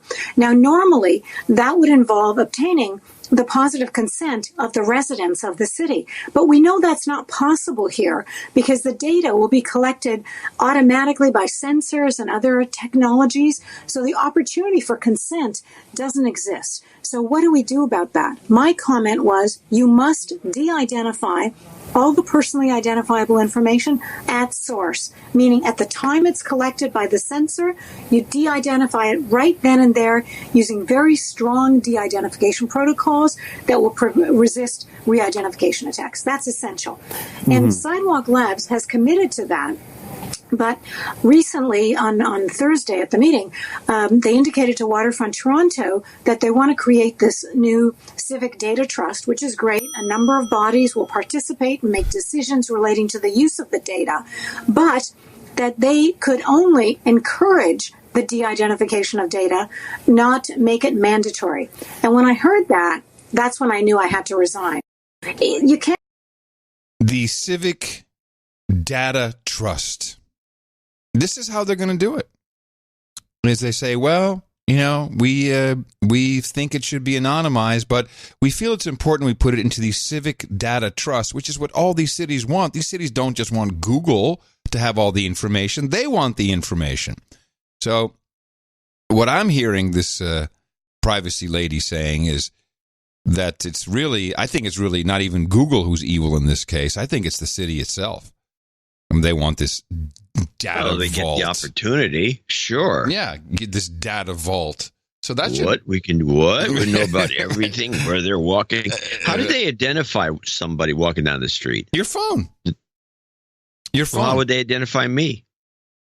Facial recognition. There's going to be all of it's going to be all over the place. Oh, then you don't need the phone. No, but phone is great. Oh yeah, I should mention the reviewers for the search engine.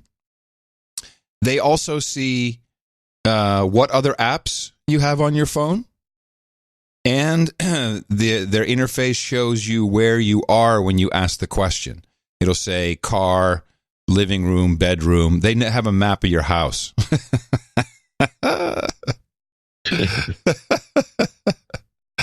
Life is great. Get that shit out of your house. Get it out of your house now.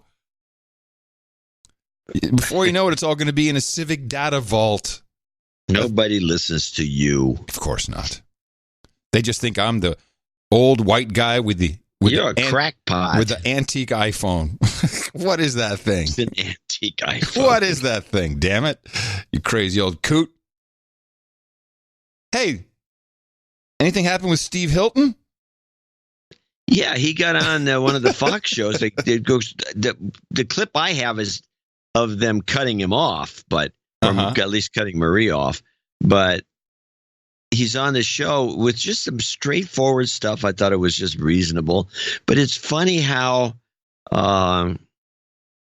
you can say something like, well, Hunter Biden, who has no experience in this industry, this and that, and he took a $50,000 a month board member. I mean, getting paid $50,000 a month to be on a board is ludicrous to begin with, unless they're throwing money away or some scheme. I mean, I've never heard of those amounts at any board that I've ever interacted with. I haven't either. That's a huge $50,000 a month. They're being on a board. I mean, shares. They might get warrants, perhaps. Yeah, well, there was none of that, and it was in a country in Ukraine where they speak Ukrainian. You don't speak Ukrainian. You know nothing about the business, but you're on the board somehow. Right. And this isn't apparently suspicious at all. It's proof of nothing. Oh, nothing boiga. So that's what Marie Harf says. Now, Marie Harf, she was the spokeshole for the State Department for a while in Obama. Believe so. And she's also the Bandcamp girl, is she not? I think maybe. Oh, and this one time at band camp, I stuck a flute in my pussy. Yeah, I think that's her. That's Marie Harf. I think that's her. Well, Here we go. And this is just a casual conversation on one of the Fox shows, where they're all sitting around just yakking. And she takes great offense and laughs. You hear her laughing a lot in the background every time he makes some assertion. Mm-hmm. And I just found the whole thing to be offensive. Let's use their term, which is resistance. Let's remember that about a year ago, someone wrote an anonymous op-ed saying that there's an organized resistance within the bureaucracy to President Trump. We are fighting against him. That person, on top of all these transcripts, their book is coming out in a couple of weeks. Yeah. These people in the bureaucracy hate President Trump. They can't believe he's the president. They've been working against him from day one. You combine that with the Democrats trying to overturn the election from day one, and that's what you have now. That's why we shouldn't take it seriously. And further, these people inside the bureaucracy, the other thing they're doing is protecting Joe Biden, because the only real corruption allegation here is against Joe Biden. He was in charge of Ukraine policy. He supervised billions of dollars of aid that went from the U.S. taxpayer to Ukraine. Much of that went to Burisma, a gas company that was paying his son. How much money did Joe Biden channel to his son's business? That's the corruption allegation. No one wants to explore that. These people are protecting against that. There's a further element of corruption that needs to be looked into, and again, something that Ukraine should investigate, which is John Kerry's corruption. He was Secretary of State at the time. He was also involved in channeling money to Ukraine. His former Chief of Staff was hired by Burisma soon after Hunter Biden went on the board. They hired John Kerry's former Chief of Staff while he was Secretary of State, paid him money from Burisma, could have come from the U.S. taxpayer. That money is circled back to Democratic senators who then write to the administration calling for more money to be sent to Burisma. All of that needs to be investigated. John Kerry's corruption. There's no evidence there to anything is. you facts just that I've just laid out worked is at the the evidence. State Department so then. You're covering up the corruption too if you defend it. Are you These kidding are me? Facts. Billions of Steve, dollars I'm on went this couch to with Burisma. you talking about the news. Please don't accuse me of covering something up. You are, because you're saying there's no evidence. I've just Our chief political anchor and anchoring. What? They just cut him off right there? Boom, done? Yeah, boom, done. Yeah. And that's what the thing is. There's no evidence. There's no evidence. How can you say there's no, I don't know what evidence they're looking for, but it just seems a little fishy that some guy's making $50,000 a month to attend a couple of board meetings of a company he knows nothing about. nobody thinks that's even worth looking at. Well, it's beyond me. I'd like to see an analysis of what board members get paid. Now, I think I know the answer, but I think that would be an interesting analysis someone could do. But the State Department this is what I've come to learn, really, is such a machine. And the people inside the State Department, there must be tens of thousands of people who work inside that machine. And they have been there for several administrations, many of them. They really believe that they're the government. They do stuff. They do what they really kind of want to do. And that's the deep state. Yes, and this whole notion, little spook agency that nobody knows. Well, how many people are in the spook agency? The State Department has a spook agency. 10,000 themselves. It's crazy. The network, and nobody can tell you how many are in it because it's a big secret. What's so puzzling is that they are telling through the media. Actually, the media is telling us this. I got to get some clips of this. Like, it's ridiculous, and why would you fire an ambassador? These are the people who are doing the great work. It's like, no, ambassadors are, political appointees. I mean, who's the ambassador to Japan? Isn't it still the Kennedy girl? Come on. I think she's been kicked out. Got her out. Well, when Trump got in office, he said all the ambassadors, everybody has to quit. Yeah. And everybody quit pretty much, except for that one woman to Ukraine. Why didn't she quit? This is the story that she needs to be grilled about this. Mm-hmm. Why did she hang around? She just said, no, I'm staying. And they had to finally get her out of there.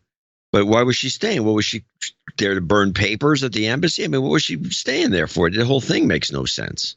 Brit Hume, who is the old coot there on Fox, I think he's pretty fair. He's balanced when he's not drinking. So he's drinking. It just looks like a guy who drinks. He was tweeting about Lieutenant Colonel Alexander Vindman. This is the guy that is going to sink Trump, apparently. And he said he was deeply troubled. This Vindman guy was deeply troubled by what he believed were President Donald Trump's attempts to subvert U.S. foreign policy. By firing the ambassador. The whole point that Brit Hume is making is the president doesn't subvert foreign policy. I think the Constitution actually states that he's the author of foreign policy. Yeah, he is foreign policy. And that is, want to talk about Constitution, which seems to be something people pick up a lot. The president determines the foreign policy. You have nothing to do with it. But they're telling the American people that Trump is nuts because he's firing these smarties who run the show. And he's subverting our foreign policy. Yeah, he's subverting their foreign policy for sure. Yeah, but it's not their policy to have. Exactly. The State Department does not create foreign policy in the face of a president, for example, who might be a peacenik, who wants to get us out of a war. Right. Which he promised to do. And so the public votes him in to get us out of these wars. And the State Department all of a sudden takes it upon itself to whoa, well, this is no good. We want to be in these wars. Who gives a shit what this president wants? What's that guy doing? Stop mucking around in our business over here. Exactly. I noticed one of the podcasts took the clip that you developed on Brennan on C-SPAN. Yeah. And used it with full credit to us, including a screenshot of our. Oh, really?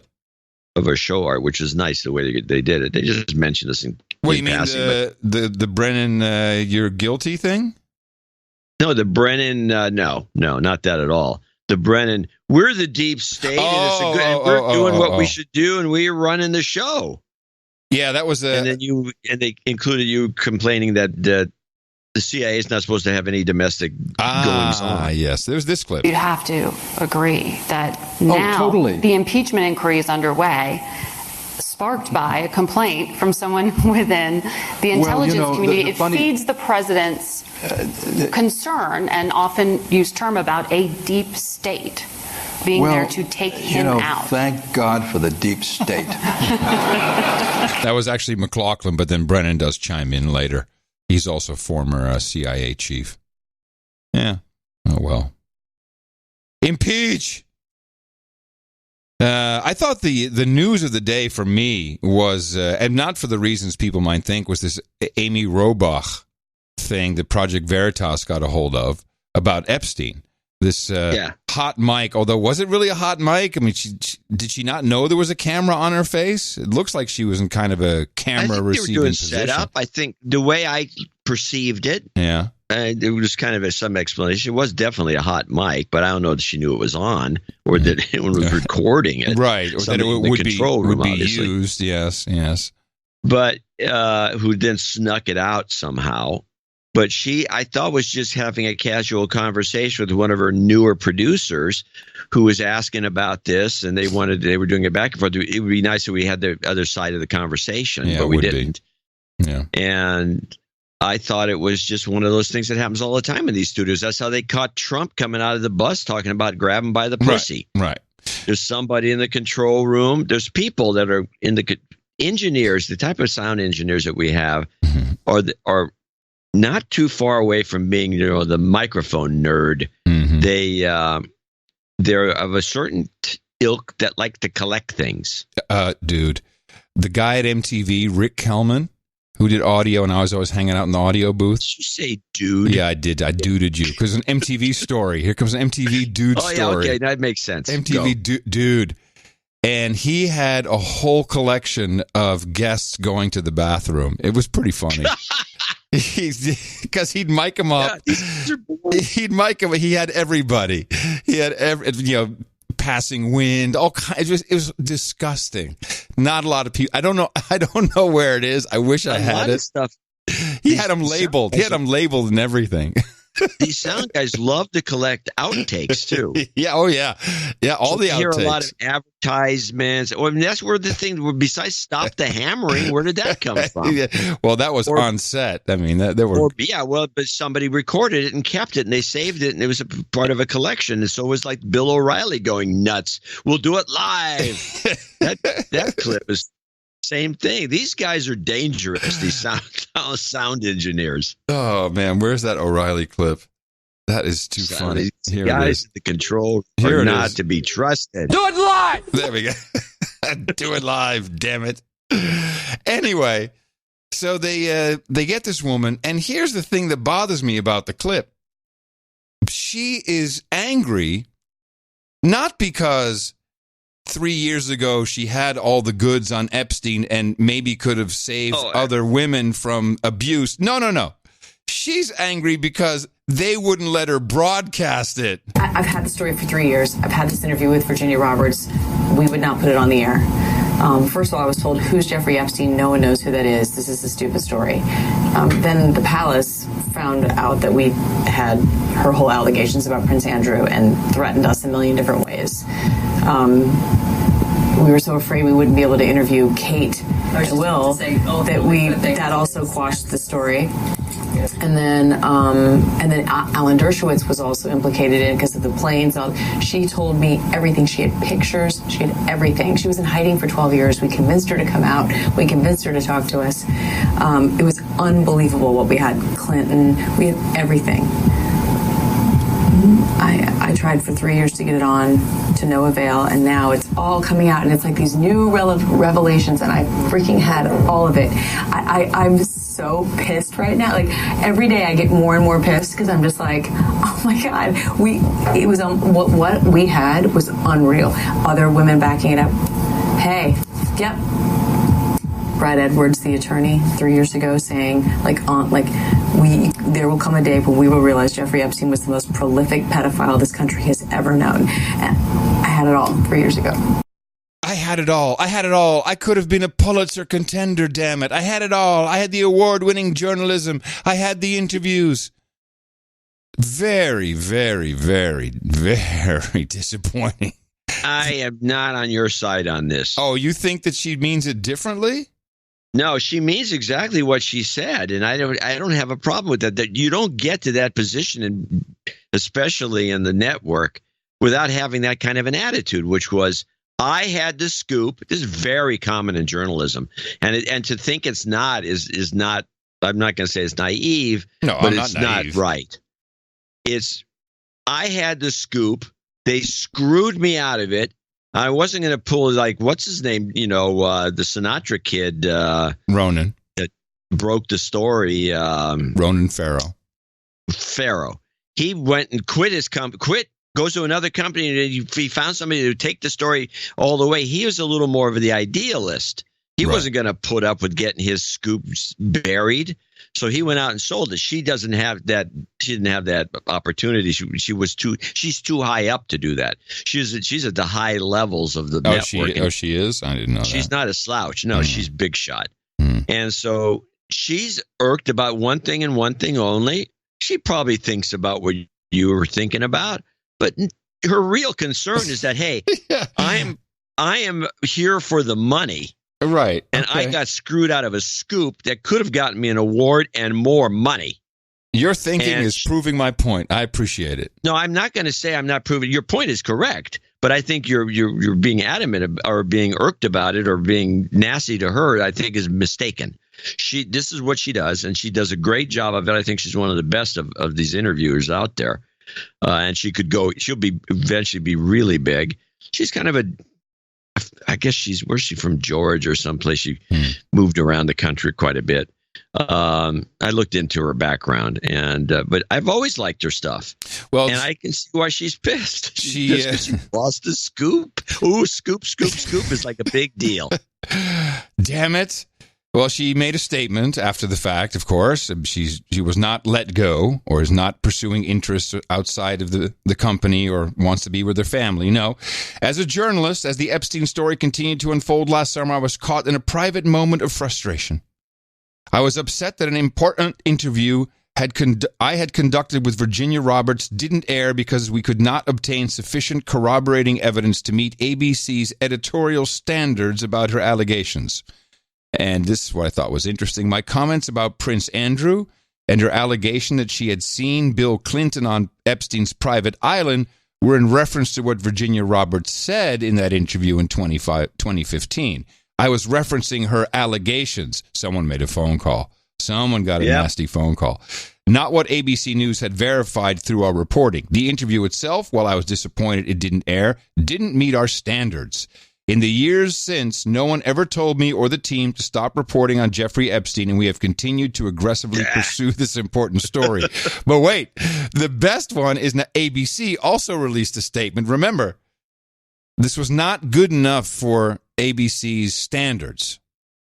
So they have a meeting. Yeah, we'd see the memes that came out of that concept. So go on. So we have a meeting. What are we going to do with this? I mean, we got this real problem. How do we bury this shit? What can we do? Oh, I know. Here. Write this down. Here comes the statement. Statement.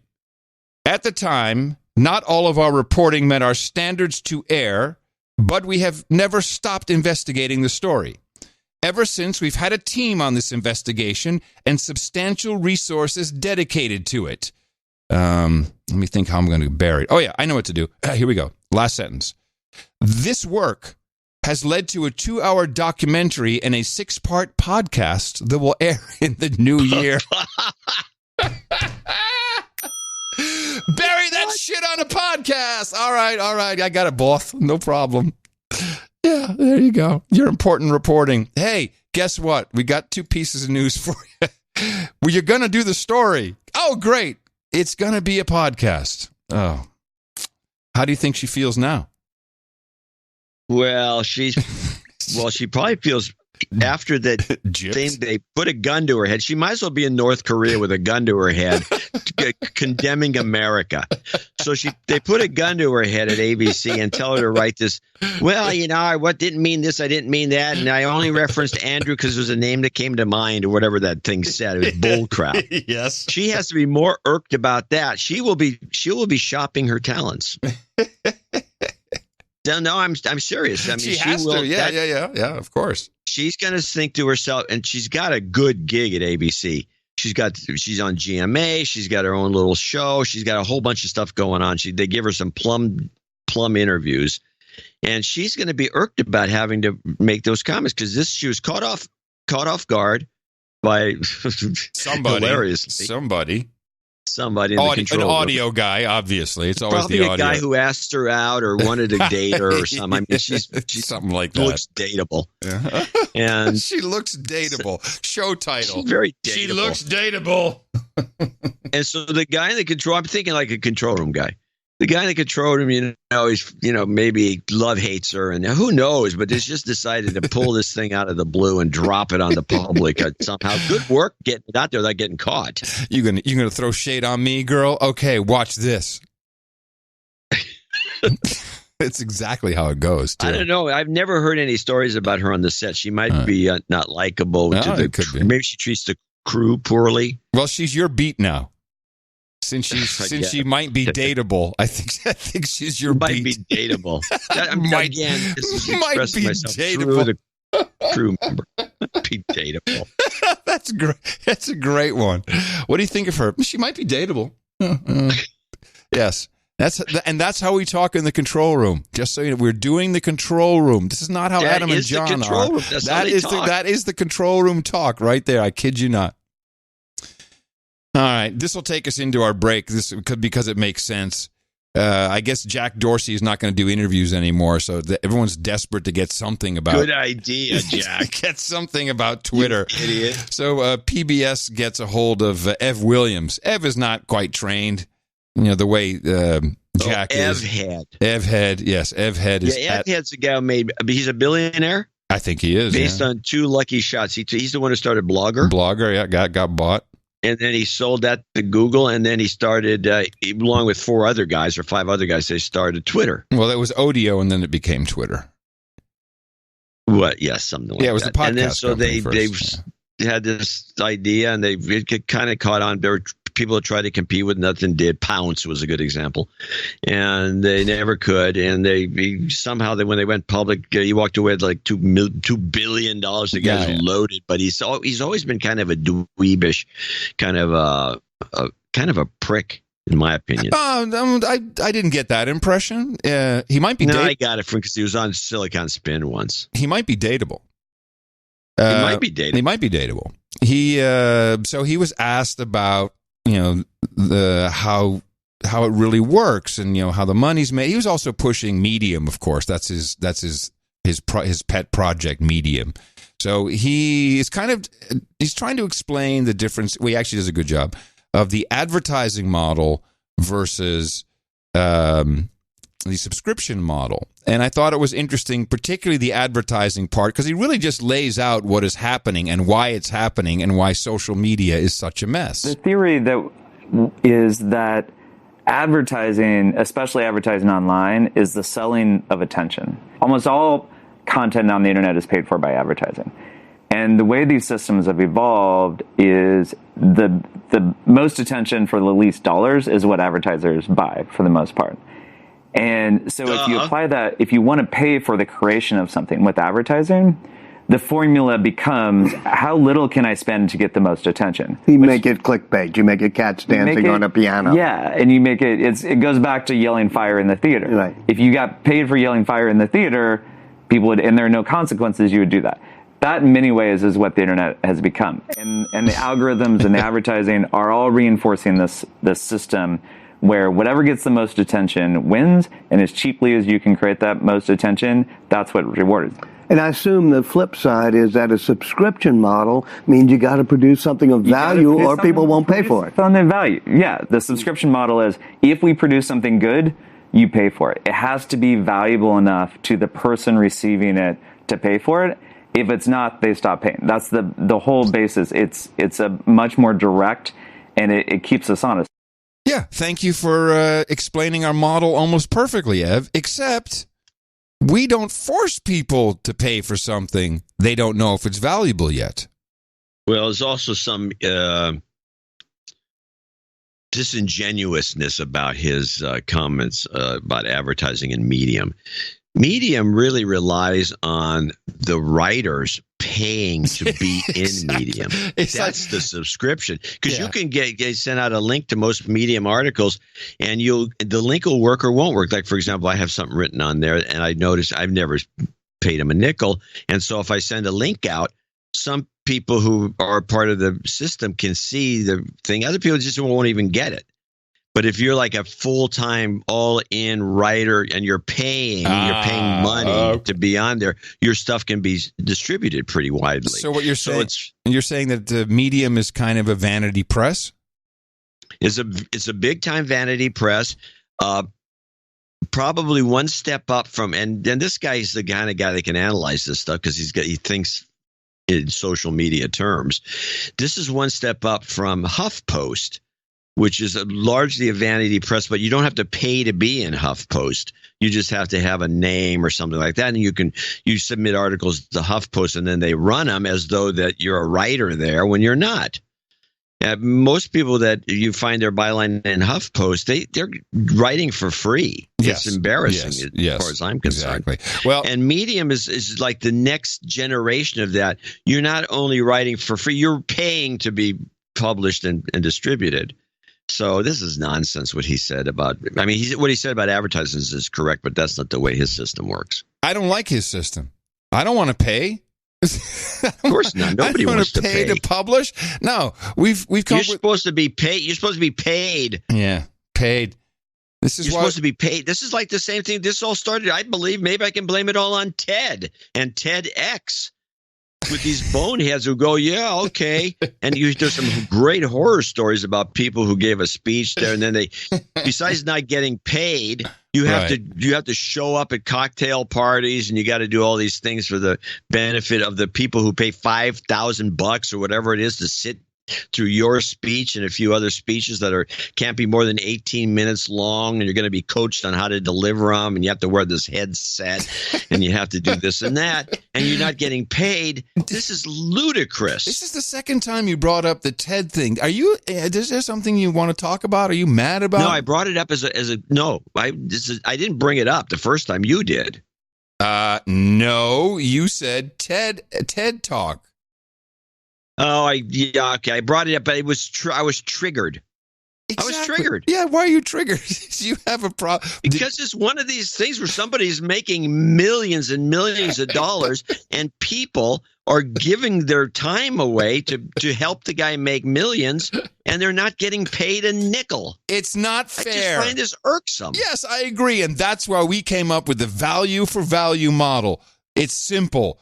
Did you get any value out of what we were just telling you about? The things we explored, the media we deconstructed? If you did, translate that into a number and send it to us. I'm going to show my support by donating to No Agenda. Imagine all the people who could do that. Oh yeah, that'd be fab.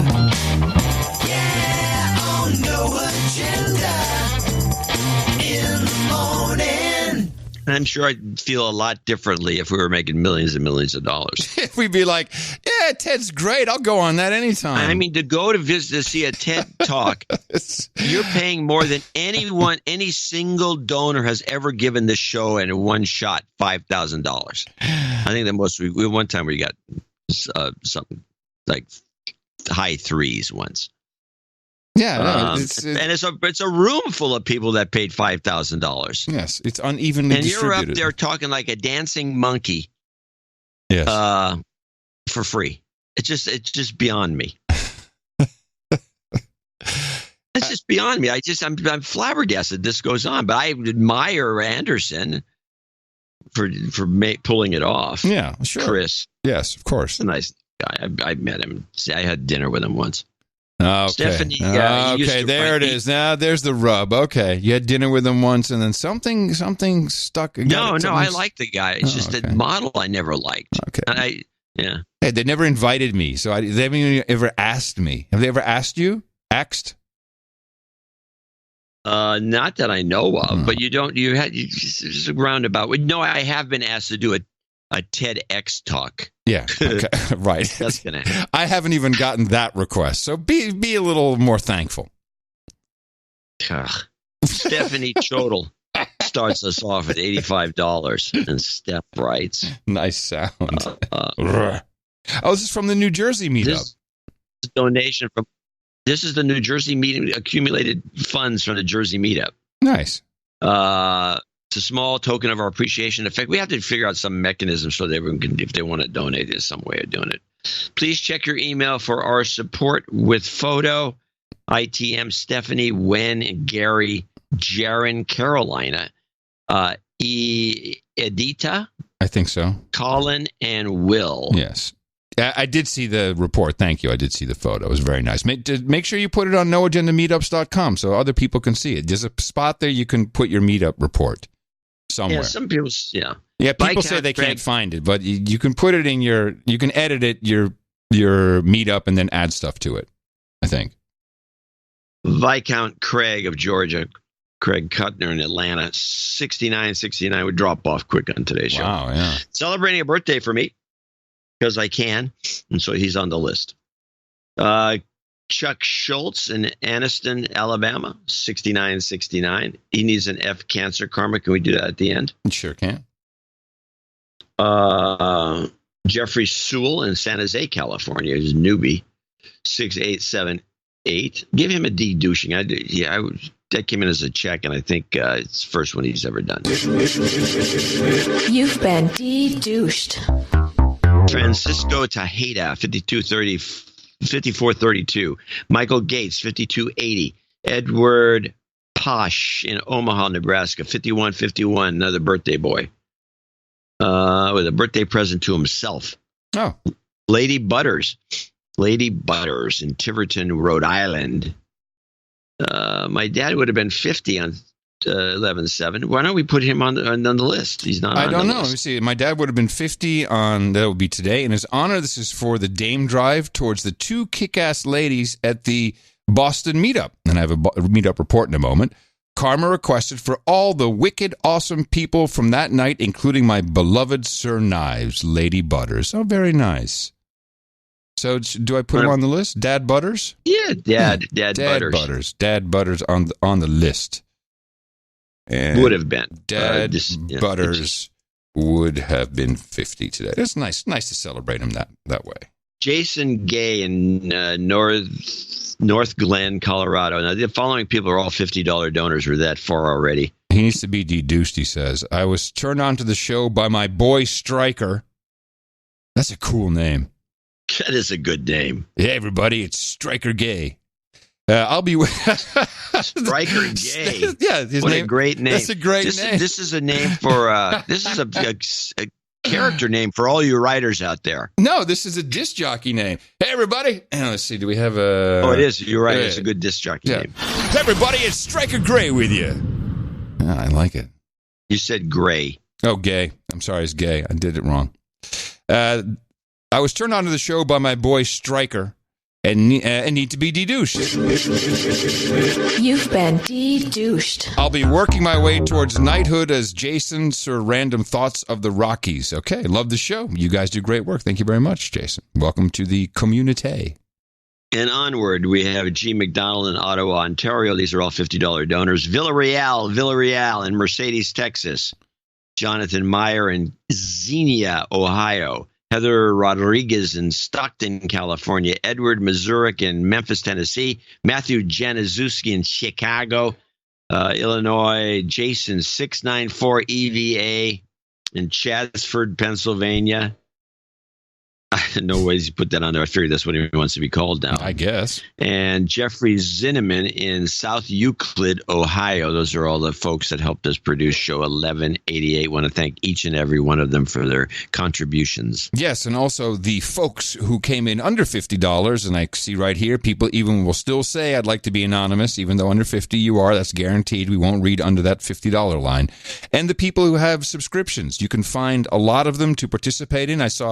I forgot who it was. Someone said, hey, I just signed up for $4 a week. I'm like, that's fantastic. That helps a lot. If everyone did that, then we wouldn't have a donation segment. If everyone who listens was on a subscription service. And that would kind of suck, too, because I like the notes. But we get a lot out of it. The notes are a segment. It's a block. But I like the notes. I just like all. I like to know. This is what I said. It's the segment. It's segment. It's content. It's content. You want to keep it in there. It's content. Thank you again. It is highly appreciated. It is the value for value system, and you let us know, and it's how we stay sharp, and it's the honest way to do it. We're not like those Ev heads, you know. We're not gonna pay you to listen, or pay Ev for you to listen. No, value for value. And if you want to learn more, go to Dvorak.org/NA as requested.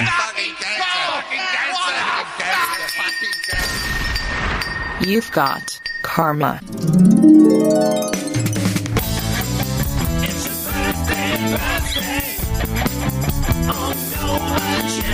November 7th, 2019, your Gitmo Lowlands birthday list. We see Sir Sander saying happy birthday to his twin daughters. Them's celebrated on November 5th. Edward Posh celebrated yesterday. Sir Ian Garling, his birthday is today. Viscount Craig will be celebrating on November 9th.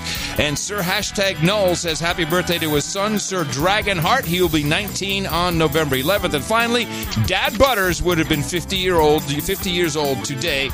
And we say happy birthday to everybody on behalf of the entire staff and management of the No Agenda Show. Title changes, turn and face the slave. Title changes, don't want to be a douchebag. Sir Sander of Zaandam, known as Baron of the Alps, ups his ante today. And Sander, of course, has been with us for a long, long time, been a long supporter of the show. And we are very happy to bestow upon him the peerage title of Earl of the Swiss Alps. And thank you for your courage, Sir Sander. It is always highly appreciated. And thank you for sticking it out with us through all of these years. We have 1, 2, 3. Yes, 3 knights, 3 gents today, no dames, even though the dame drive is in full drive. Can we have a blade, please? Here you go. Theater of the mind. Dr. Fuji, Sammy Minkinen, Daniel DeGroff. Gentlemen, stepping up here on the podium right next to the lectern because all 3 of you are about to become Knights of the No Agenda Roundtable. You see our knights and dames sitting here awaiting your arrival. We have some goodies lined up for you at the table. But first, I'm very proud to pronounce the Sir DJ Fuji of Jersey City, Sir Sammy, and Sir Fusion Off. For you, gentlemen, we have Hookers and Blow, Rent Boys and Chardonnay, Karaoke and Cocktails, Boba and Stinky Tofu, Pog and Poi, Onion Rings and Ice Cream, Pepperoni Rolls and Pale Ales. We got Breast Milk and Pablum, Ginger Ale and Gerbils, Bong Hits and Bourbon. And yes, no round table would be complete without the requisite mutton and mead. Please, gentlemen, all 3 of you go over to noagendanation.com/rings, and Eric the Shill will gladly take your info, which consists of a mailing address and your ring size, and he will get that off to you as soon as possible. No Agenda Meetups. It is just like a party. I was explaining our meetups to some people here, and they were like, wow, that sounds really cool. I said, well, we have them in Holland. They're like, really? So, yeah, we got one coming up the end of the month. Tell them to go to noagendameetups.com. Yes, well, that's what I always tell everybody. Here's the No Agenda Boston Meetup Report. In the morning, Podfathers, this is the report for November 2nd, 2019. Leading up to the event itself were several last-minute changes, which thankfully in the end totally worked out. From one place that closed seasonally, the last-minute change to Union Oyster House changed one last time to Hennessy's, but it was on the same street. Long story short, both Union Oyster and Hennessy's are separated by this one store. On each side of this building, between them are 2 red 33s. Okay, picture attached. So huge thanks to Hennessy's for being such gracious last-minute hosts. They treated us great. We had stickless heads. Oh, that's violation of protocol. We had stickless heads of Adam and John, name tags, a guest book to sign, and a collections envelope where we collected $700+ from the Boston meetup. Overall, we had 22 participants for our inaugural meetup. Wow, 22. That's a great showing. That's a good one. Already, we have a follow-up meeting coming soon. Keep an eye out for that in what Bill Burr calls the nicest outer suburbs of Boston at Castle Island Brewery in Norwood in the coming months. Everyone had a great time and got along super well, and we were all looking forward to meeting up again and have even more of a fellow producers and No Agenda royalty join us. We had so many great people. It's impossible to say how great everyone was and how well everyone got along and how interesting each person there turns out to be. indeed. Sir Nathan Lee reporting on the No Agenda Boston meetup, November 2nd, Hennessy's. Thank you very much for that. And thank you, everybody, for having a good time. Yeah, I love hearing that. That's really fantastic. Just a couple of the meetups on the horizon for today. This evening, 7 o'clock in Myrtle Beach at the Sneaky Beagle.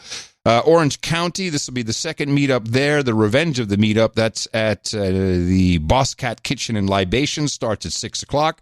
Tomorrow, the Nelson, BC meetup, 7 o'clock at Torchlight Brewing. Saturday, North Charleston, South Carolina at Rockabalique. Also on Saturday, Auburn, California, the Sierra Foothills. That'll be at 2 p.m. Twilight Charleston is 1 p.m. and the Sierra Foothills is 2 p.m. That will be at Moonraker Brewing. And Saturday as well, Southwest Ontario, Scandinavia, 7 o'clock, and that will be at the Refined Fool Brewing Company and Burgers from Burger Rebellion. That's a mouthful. And, of course, on Sunday, we will tell you all about the meetups for the next week. And please go and visit noagendameetups.com, find a meetup near you. If you can't find one, well, Lordy, go start one yourself. Yes. That is the administrative duties, exactly. So I think we do need to mention the 6-week cycle since it passed by. It's I don't know if it's on 6 weeks anymore, but another disgusting sting from the FBI. I mean, I read the affidavit. Once again, you read this stuff, and it's a 1-minute report, so I'll play it in a minute. But it's always the same. It's like boilerplate. It is boilerplate. It's like some guy is found online saying something radical, like put name here. Yeah, put name here. I want to kill Jews. Okay, that's when you send someone to talk to him. In my mind, if someone reported it, and the guy, you see the guy's picture. He looks like like he may be not smart. But when someone's posting, I want to kill Jews, the obvious response is, hey, let's go talk to this guy, see what he's doing. Yeah, I want to blow him up. Let's go talk to this guy. No, not if you're the FBI. Hey, I'm going to play like I'm a chick, and I'm all into killing Jews. Let's see if we can get this guy crazy. And then we'll give him some fake bombs, and then we'll arrest him because that's much scarier. Now to a terror arrest in Colorado. The FBI taking a 27-year-old into custody, accusing him of plotting to bomb a synagogue.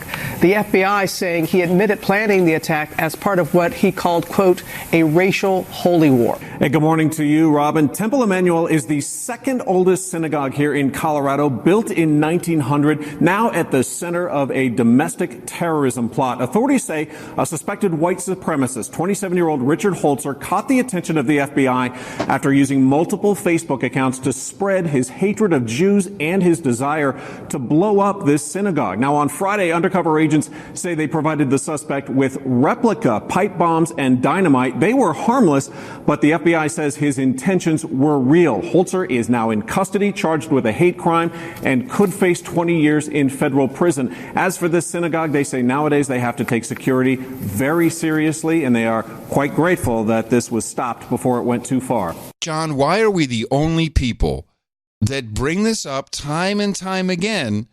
What is the FBI doing? Do they get more money? Do they get a bonus if they collar someone at a hate crime, which they facilitated? I don't understand.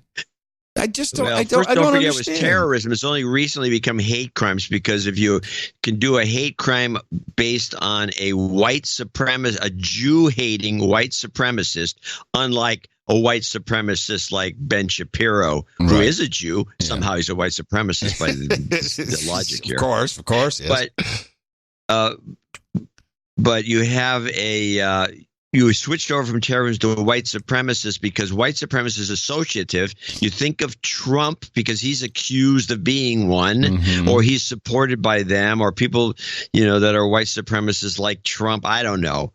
But you want to make that change, and the FBI is involved in getting rid of Trump. So that's just part of the whole scheme. So you think that's a part of it? It's just a little mind fuckery going on? Oh, yeah.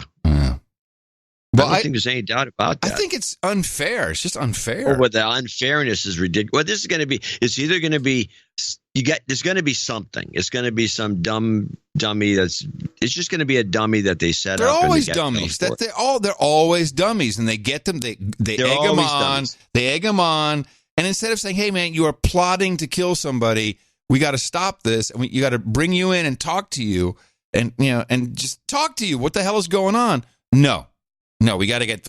We got him to get the phony bombs. Oh, this will look great when we do the press announcement. It's disgusting. And you scare people at the same time. We could just take care of this quietly, get it done. The guy needs help, obviously, some kind of help. Maybe he needs to be taken off the street. There's rules about threatening, too. I mean, you can't just be going around saying to kill people. Can you? Yeah, why don't they take him off for that? Yeah, they can. I think they can. Yeah, but they don't. They take it one step further and set him up to be a worse character. Yeah. And while we're on media, I'm wondering, by the way, this has been going on since our show. Mm-hmm. And I'm wondering if there's been some study or something, because I was watching a Dr. Phil, and they had with your viewing is fabulous. Yes, okay. Yeah, Mimi and I were watching a Dr. Phil for some reason. It was on, and it was interesting because there's this white kid who sounded like a black kid, and he's 16, 17, and he's got 5 felonies, and he's a punk. He's just a punk, and his mom lets him do everything, and his dad wants to beat the crap out of him, but the mom runs the roost. And Phil's going and talking to this kid who's got the head cocked, and he says, "I'm not afraid of prison. I'm a tough kid," and all the rest of it. And at some point, at least Mimi and I agree that I don't care. They can talk to themselves so they're blue in the face. This kid is just bad news, and he's going to do what he's going to do. And it's like there used to be a TV show called Crime Story where these guys made so much money in Chicago, they moved to Las Vegas and they could start all these businesses, start a casino, and they were all going to be legit. But then they went right back into crime because the one guy says to the other, "Why would we do this? Why are we can be legit, but we're doing this?" The guy says, "Just because we're criminals." Okay. So I think maybe they just figured this guy's going to do something bad. I mean, I have to give them the benefit of the doubt with these people. The guy's a loose cannon. He's going to do this anyway. We might as well do it under controlled circumstances and get him off the street. I'm taking the side of the FBI. Yes, very unpopular. I know. That's why I took it. So we have Trump in a quid pro quo, and the media doesn't seem to be interested, but an actual quid pro quo, and I can prove it right here. He didn't ask to make up dirt on Joe Biden, but it's a quid pro quo, and the quid was, "Hey guys, can you reverse your gas pipelines so you can take our liquid natural gas and then pump it through everyone else into Europe so that you're not reliant upon Russian gas? Can you guys do that? If you do, I'll put you in the visa waiver program." So Poland is a country, great people. We have a lot of Polish Americans living in the United States. I've just signed, I will soon be signing and signed certain preliminary applications. We will be giving a full visa waiver to Poland. That means that people from Poland can easily travel there, and people from here can easily go back and forth. They can each. People from the U.S., people from Poland can very easily go back and forth between the United States and Poland. So they've been trying to get this for many, many decades. And I got it for the Polish people in honor of the Polish people in the United States and in Poland. So we're very happy with that. Yes, there's your pro quo. Well, what are you going to do? No, nothing. Well, I'm waiting for some fallout. You must impeach. I'm waiting for the fallout. I mean, you know that the Jews in Congress are unhappy with this move because they were thwarting it for decades. About World War II. Yeah, because they feel that the Poles killed the Jews in the concentration camps, and there's a lot of organized people who did not want this to happen. I haven't heard any fallout yet. I don't think there will be. I think it's all a bluff. I do have it's probably one of the clips I have where I got this ISO from, but since you played Trump, I'm going to play this ISO, possible end of show ISO. Okay, let me grab Trump, your you can't ISO. let that happen. You can't let that happen to me. That's great. What was that from, his recent Mississippi, or where was that from? No, it was after, I think it was the Kentucky speech. Oh, I like it. I where he actually lost out. In fact, I have a rundown of all those things. But before we do that, I'd like to play something that's been irking me because it was like a forgotten part of the Obama administration when Robert Gates wrote his, the ex-Defense Department guy, and I think spook, wrote his book. Where in the book, and this was early on before all the candidacies became apparent, in the book he says that Biden, every foreign policy decision Biden ever made as a vice president was wrong. You remember this? No, but I believe it. Yeah. So apparently on Face the Nation, that woman brought Gates on the show to grill him about this, and this is quite kind of an interesting clip. Reading your memoir before we sat down to talk, and you said in your memoir, Joe Biden is impossible not to like. Quote, he's a man of integrity, incapable of hiding what he really thinks, and one of those rare people you could turn to for help in a personal crisis. Still, I think he's been wrong on nearly every major foreign policy and national security issue over the past 4 decades. Would he be an effective commander-in-chief? I don't know. I think I stand by that statement. He and I agreed on some key issues in the Obama administration. We disagreed significantly on Afghanistan and some other issues. I think that the vice president had some issues with the military, so how he would get along with the senior military and what that relationship would be, I think it would depend on the personalities at the time. Where was this? Where did he say this? It's on Face the Nation. Oh, okay. Recent show. Yeah, so he still won't. He's not on board. Why would he be? No. He's the Estat Deepest. That's where he is. So let's play a couple of the impeachment talk clips. I'm sorry. I thought you would want to end after 3 hours. You want to keep going? Oh, are we done? Well, it's 3 hours. And we still have end of show. I didn't realize that you were having a good time. Well, I'm sorry. I don't want to. If you want, it's a podcast. No, I don't want to drag it out, but I would like to at least get this. This can move. What day is today? Today is Thursday Sunday. The 7th. It's the 7th. So Sunday's still fresh. So this will still be fresh. It'll be fresh? I believe so. I'm looking at these over, and yes, I see nothing that needs to be run except for the 13-year-old homicidal maniac clip. No, let's do the 13-year-old. No, I need a homicidal maniac to end this show. What? That's not a way to end this show. Yes, it's a perfect way to end this show. Okay, go. Okay, 13-year-old homicidal maniac. We turn now to that urgent hunt tonight for a fugitive charged in 2 murders, and he is just 13. He escaped from a holding room after a court appearance, getting away barefoot and in leg restraints. Authorities tonight are now warning the public, and here's ABC's Steve Osunsami. North Carolina authorities tonight have helicopters in the air and police on the ground, all searching for the fugitive 13-year-old who, for now, they're only identifying as Jericho W. Even though he's a juvenile, they're taking the unusual step of releasing his booking photo after he escaped from the custody of state law enforcement officers Tuesday while returning from juvenile court in Lumberton. State officials say he was wearing leg restraints and no shoes when a guard opened a door and he ran. Police say he was being held on serious crimes, accused of 2 counts of first-degree murder and robbery with the danger. Say what? This guy's in leggings and he's barefoot and they open the door and he takes off and the fat guard couldn't chase him. Now, kid's hobbling down. Are you fat-shaming the guard here? This is Guard opened a door. I'm fat shaming a guard. I don't know. He may not even be fat. Maybe he's too thin. He can't run. I don't know. I find this to be ludicrous. You're generalizing the guard population now. And he ran. Yeah, I'm sorry. Police say I beg forgiveness. Being held on serious crimes, accused of 2 counts of first-degree murder and robbery with a dangerous weapon. They explain they have a high degree of concern for the safety of both the juvenile and the public due to a prior history of assaultive and unpredictable behavior. His family members say they've struggled with the boy for years and tonight are blaming authorities. We don't know if he's going to return to us dead or alive. This is the county's fault, and they should have to pay for it. Police are now warning residents who live in the search area that they may hear low-flying helicopters through this evening. Oh, wow. So the kid's gone. He's feral. Yeah, with leggings and bare feet, and he's on his way.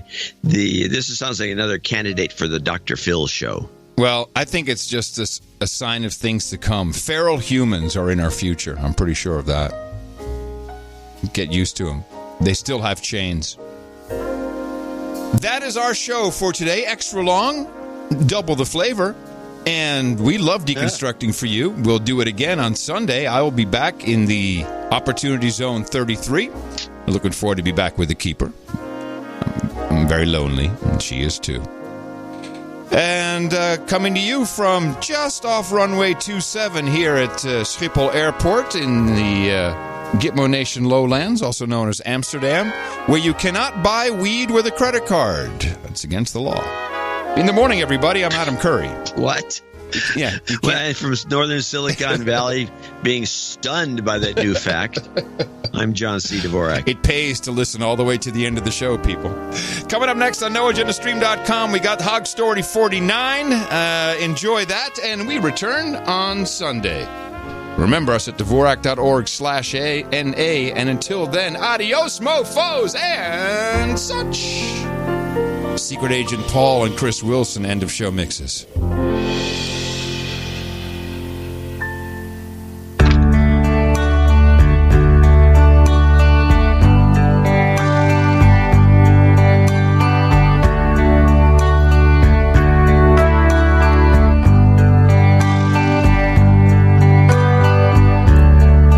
When the street is long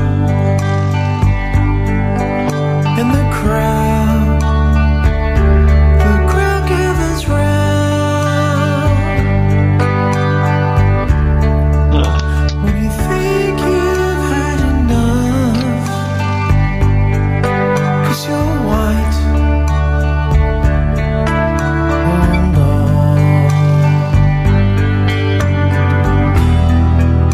don't let yourself go.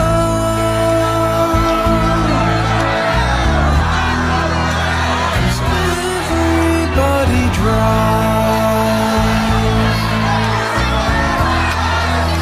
and everybody hates sometimes.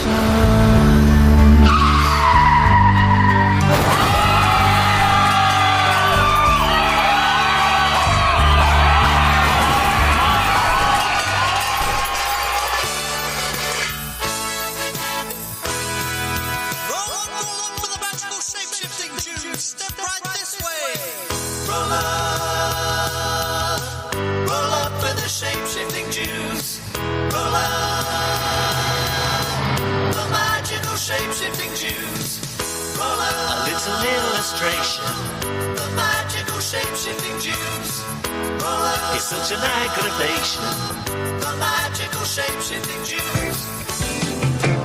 If you're white, you're a racist.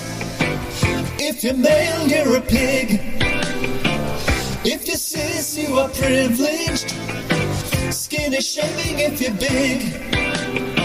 And if you're straight, you're homophobic.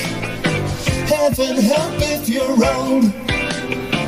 So don't have an opinion and just do what you're told.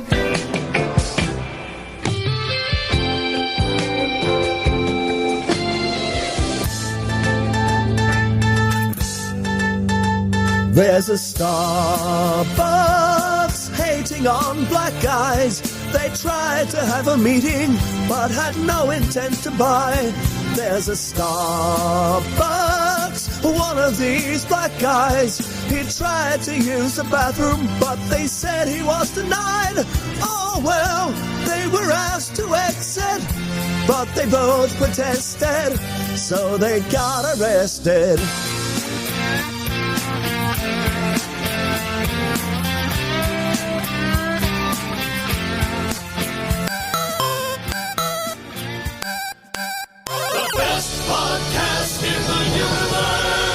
Adios, mofo. Dvorak.org/NA. You can't let that happen to me.